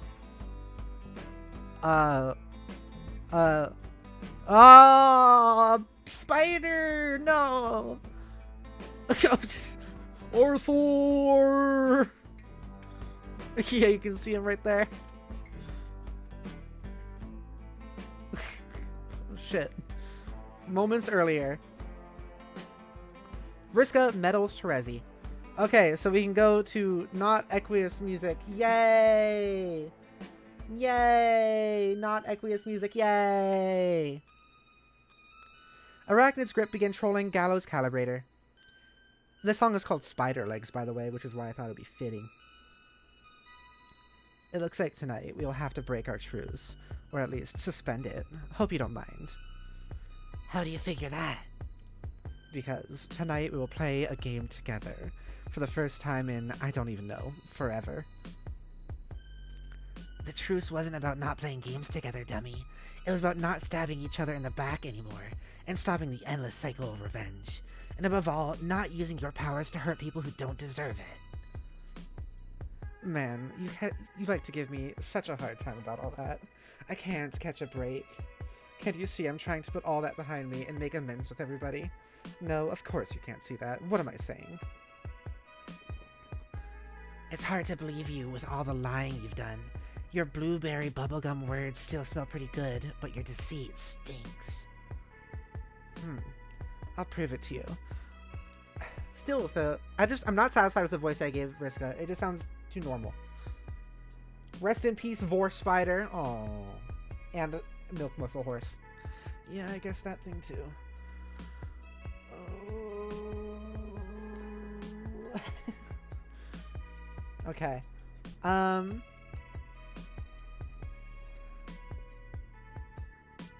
prove it to you. I'm giving Aradia a present that will make her feel all better, finally. I think that's better. That's better. Then I'll be in the clear. Phew, totally redeemed. You'll see. I mean, smell. I don't know why you're bothering to try to help her. She won't care. Whatever it was you did to her, I think you broke her brain. It's so terrible. Man, why can't you cut me some slack for once? It's not like I even did anything that bad to you. I lost 7 eyes, but you only lost 2. I would say you came out ahead in the bargain. I know, and actually, I never really got the chance to thank you. Oh, your sarcasm really stings when here I am just trying to be nice. Okay, I guess I deserve it. I'm serious though, but I don't expect you to get that. Fine. Be that way. But you shouldn't sit there and pretend we're so different. Remember Team Scourge? How convenient all that must be to have forgotten. You're so nasty. Oh man, if you crossed Terezi Pyrope, you were fucked. Yeah, if you were a bad guy. We were supposed to be like vigilante duo dispensing justice. And you could take the bad guys home and feed them to your stupid spider. But instead, you just fed her everybody. And lied and lied and lied. Yeah, those were the days. I mean, days full of mistakes and regret. But it was still a lot of fun, watching you dismantle huge teams of flarpers with nothing but politics and head games. Without even using any special powers. Wow. I like the voice because more trollish and spidery. I agree. The other one was kind of just like a lower version of my own voice and a little bit more sassy. Meh. Come on. What do I have to do here? I don't know. Well, if you want to know what I think, you should start changing your tune. Because even though you got all of these highfalutin morals and fancy reservations, you know as well as me that a killer is a killer is a killer. There ain't no changing your ways for good.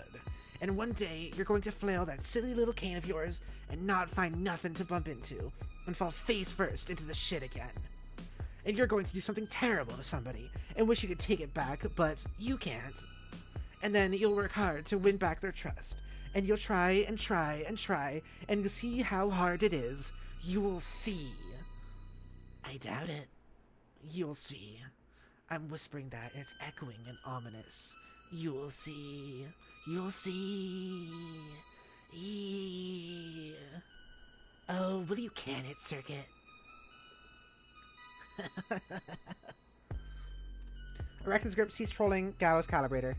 Ugh. Arachnid's grip began trolling Gallows Calibrator. Whoa, what was that? What was what? There was a loud noise outside my hive. It sounded like an explosion. Wow, really? And then another one. And now something that sounds like avalanche. Well, if I had to guess, I would say there's probably 2 explosions, and then an avalanche. That dumbass is probably punching robots again. I would go out and look. I kind of lost it. That dumbass is probably punching robots again. That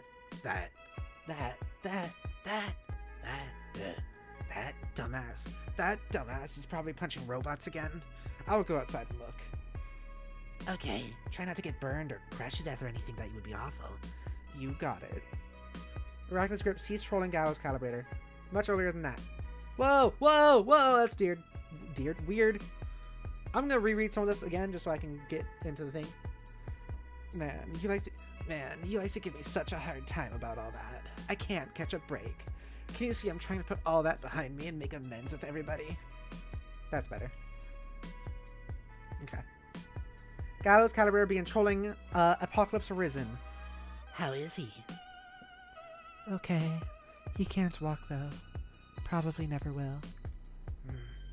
Maybe it could be fixed with robo-prosthetics, if you didn't mind getting help from, No.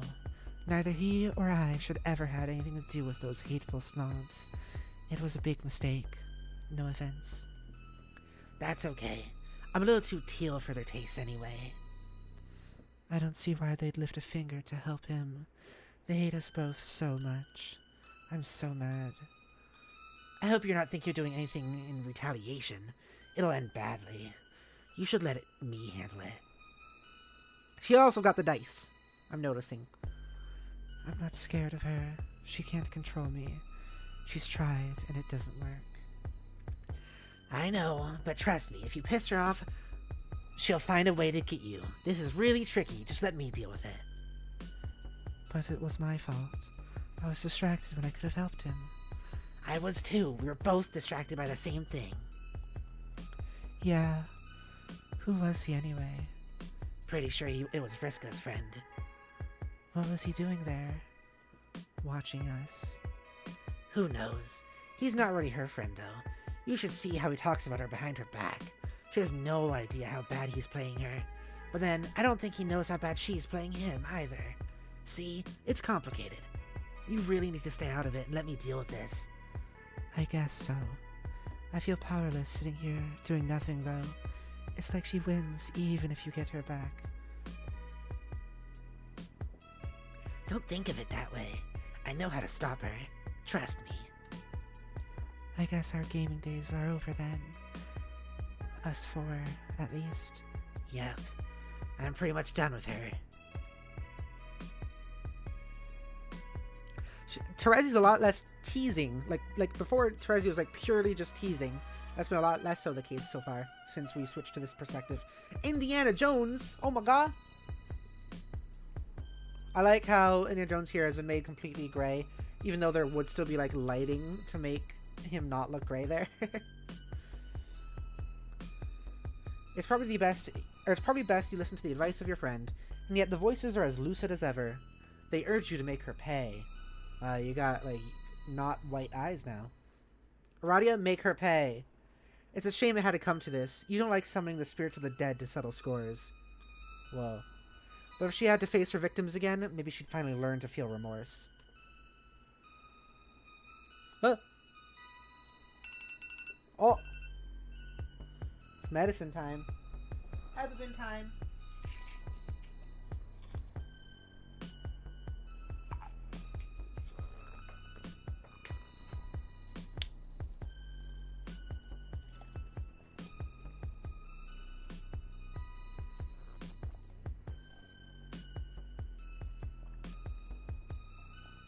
Okay, there we go.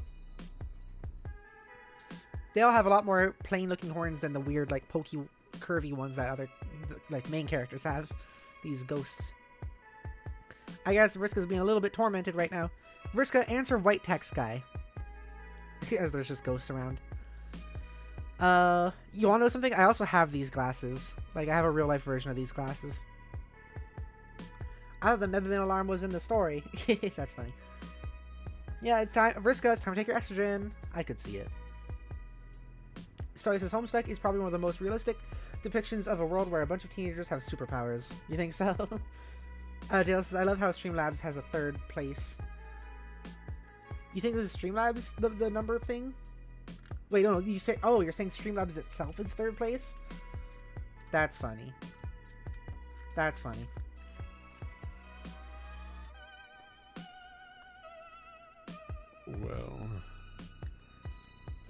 Well, what? I'm surrounded by ghosts and kind of freaking out about it. Well, I don't want to sound too much like Terezi. well, what? Well, what? I'm surrounded by ghosts and kind of freaking out about it. I know. I'm asking you what you intend to do about it. I don't know. I guess I'll just curl into a little ball and cry and hope they go away. Is that what you were wanting to hear, you sick fuck? Aren't you going to kill her? Who? Yeah, it sounds too much like Terezi now. Fuck. Why is Vriska so tough? It's because I want to make my favorite character have a good voice that I like a lot. I don't know. I guess I will just curl into a little ball and cry and hope they go away. Hope they go away. I'll just curl into a little ball and cry and hope they go away. Is that what you want to hear, you sick fuck? Blah blah blah. Blah blah blah. Blah blah blah. Who? Will that make them go away? Will that make them go away? Okay. Your friend. The one who summoned the spirits. Will that make them go away? Does it matter? She brought them here to torment you. This obviously warrants revenge. You know, you're going to anyway. You won't be able to help yourself. I don't have to do shit. Maybe I don't mind ghosts. Maybe they'll be great company once I get used to them. No, they are terrifying you. There's only one thing to do. Okay, so why don't you kill her? Be my guest. Wow, thanks for offering. What a pal. That's not how I work. Oh, really? Well, you seemed pretty excited about killing Tavros, too. And you even helped. So I guess that is how you work after all. Not really. All I did was stand somewhere for a few minutes. I just gave you an opportunity to do something you wanted to do anyway. You hated him, remember? I know I did. I still do, I guess. I don't know. But I was never gonna kill these people. They were like, off limits, I guess. These games were just supposed to be fun and serve no other purpose. They were serving a very important purpose. Yeah, okay. You getting off and talking to a girl king to killing her buddies sure is important. Loser. Again, I didn't talk you into anything, nor am I doing so now. You were, and are, going to do this regardless. I only ever place myself into positions of tangential involvement with events that will bring about my employer's entry into this universe. I oversee the events as they take place, and ever so slightly nudge them into motion when necessary. I'm beginning to think that you barely believe that. So delusional. You're just a pathetic, lonely gamer who buys into his own character profile BS. The omniscient have no need for beliefs, and no room for delusion. You're the dumbest, omniscient person I ever met. You sure you know a lot, but I know for a fact there's some stuff you don't know. That's true, but the gaps in my knowledge exist by design. They are the pillars of shadow on which my comprehensive vision is built. Necessary pockets of void meant to effectuate outcomes I've foreseen, and which will require my influence. Each dark pocket in time will be filled. But I wonder why I waste this nuance on you. Because you need to add more blatant lies to patch up all the holes in your sad cover story.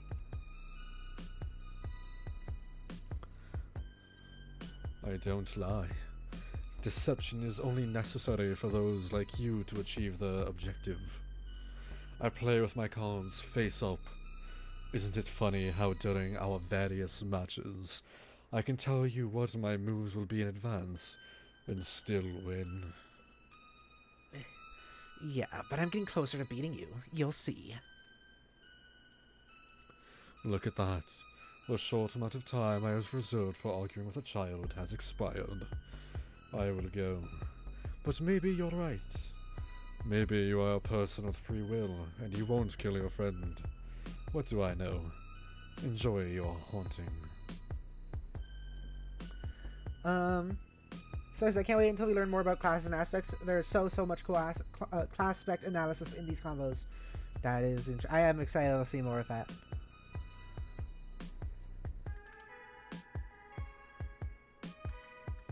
Of course, he's right. Not much point in living with all these moaning, weird way to say it, moaning spooky ghosts just to spite some guy you don't give a shit about. But how to go about it? Can't control her. Can't be difficult to manipulate the mind of the psychically gifted. Let's see, who else is there? Terezi? Forget about it. What about that guy? Nah. Her? Nope. Not him either. How about this guy? Unfortunately, you can only control him about half the time. Then again, that should be all the time you need. You look happier. Ragged Skip began trolling Apocalypse Risen. Avradia. What? Nice trick, with a ghost and all. Man, you got me pretty good. I'd rather not talk to you. Fair enough. Just wanted to say I'm sorry, that's all. I'm not the one you should apologize to. Yeah, I know. I'll make it up to him someday. Don't worry. Anyway, hey, guess what? I've got a message for you from your boyfriend. He's outside your hive right now. Not falling for it. Take a look. I don't see anything out there. Well, okay. I'm just the messenger. If you want to risk missing him, then suit yourself. Later. It must be a trick. He surely would have told you if he was making the trip all the way out here from his hive stem.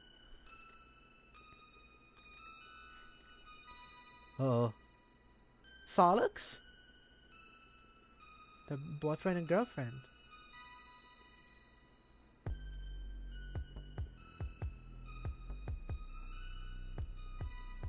Arrivederci, Megiddo. Arachnid's grip sees trolling Apocalypse Arisen. Shit.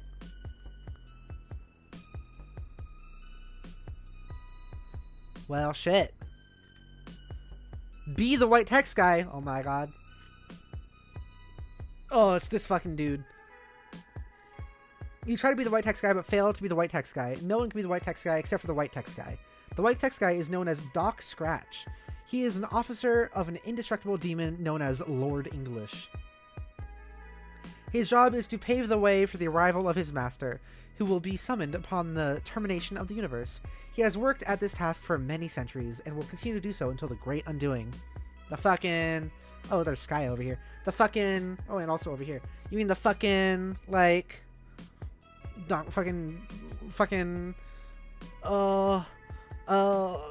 Roku's Basilisk thing? Scratch is Alternia's first guardian. Every planet destined for intelligent life has such an entity meant to protect it and facilitate the planet's ultimate purpose.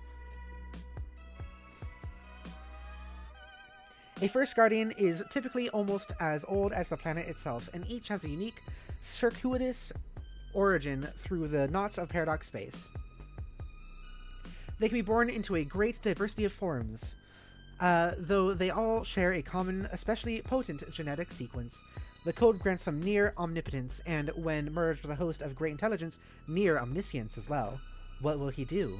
It's up to him. All we can do is stand here and watch. Maybe that's where we'll end it. Maybe we'll end it right there and see what happens next time with White Text Guy. We are over 4 hours.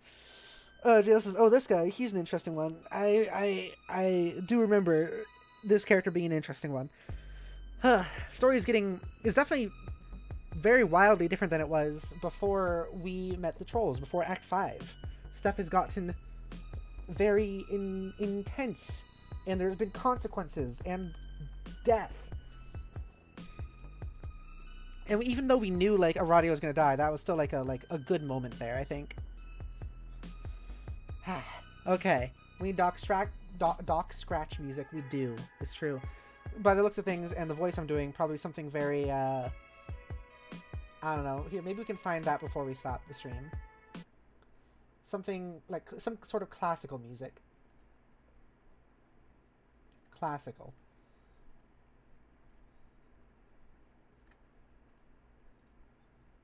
Let's see.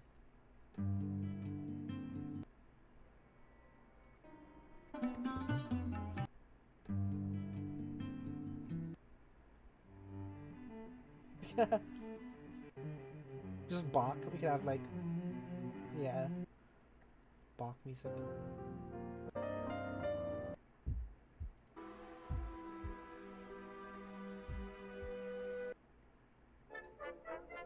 Huh.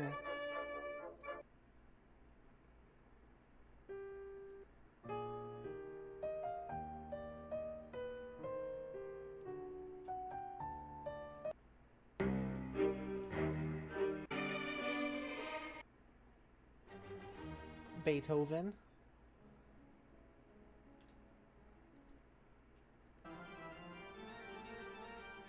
Toccata in D minor by Bach.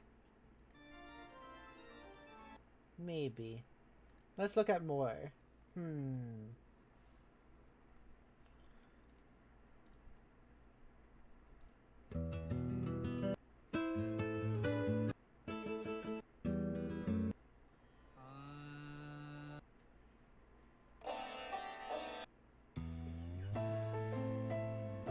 These are all classic songs, but like classical, but they're not as much piano as I was expecting. That's usually what I think of when I think of classical.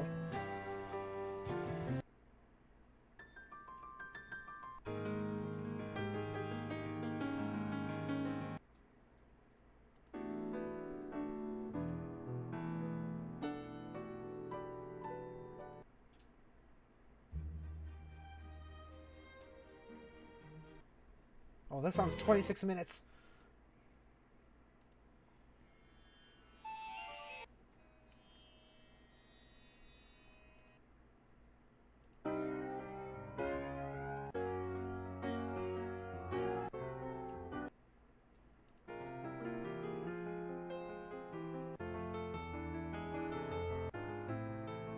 I think that one will be it. I think that last one I just had will be it.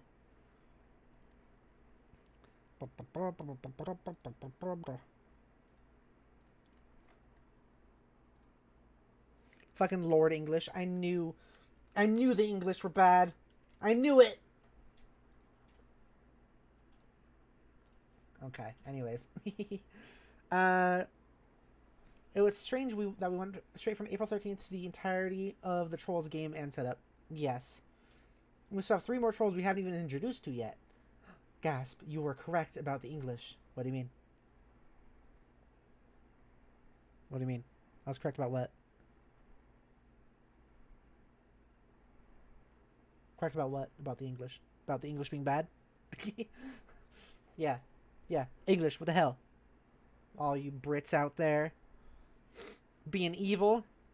You said you knew the English were bad.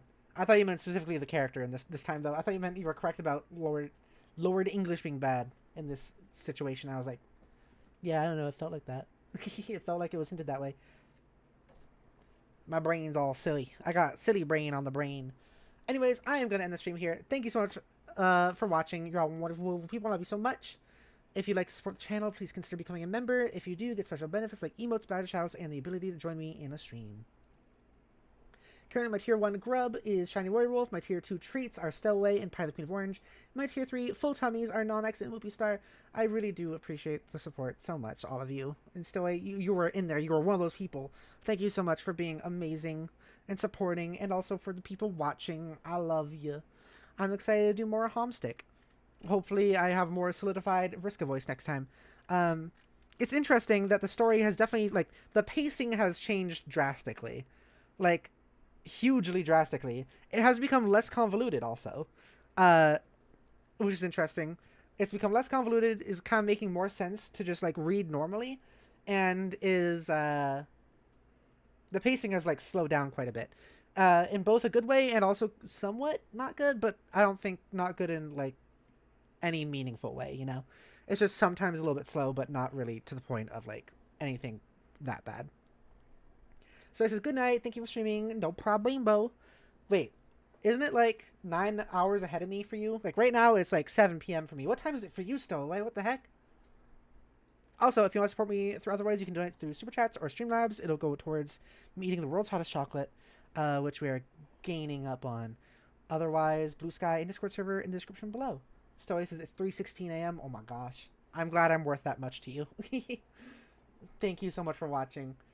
This is a good stream. Oh my gosh, we're at 4 hours, 13 minutes. I have to end the stream. Bye. Bye. Bye. We have to get out of here. I'm just gonna, bye everybody. I'll see you later. Bye. Bye bye. Bye. 4:13, it's the meme. Oh.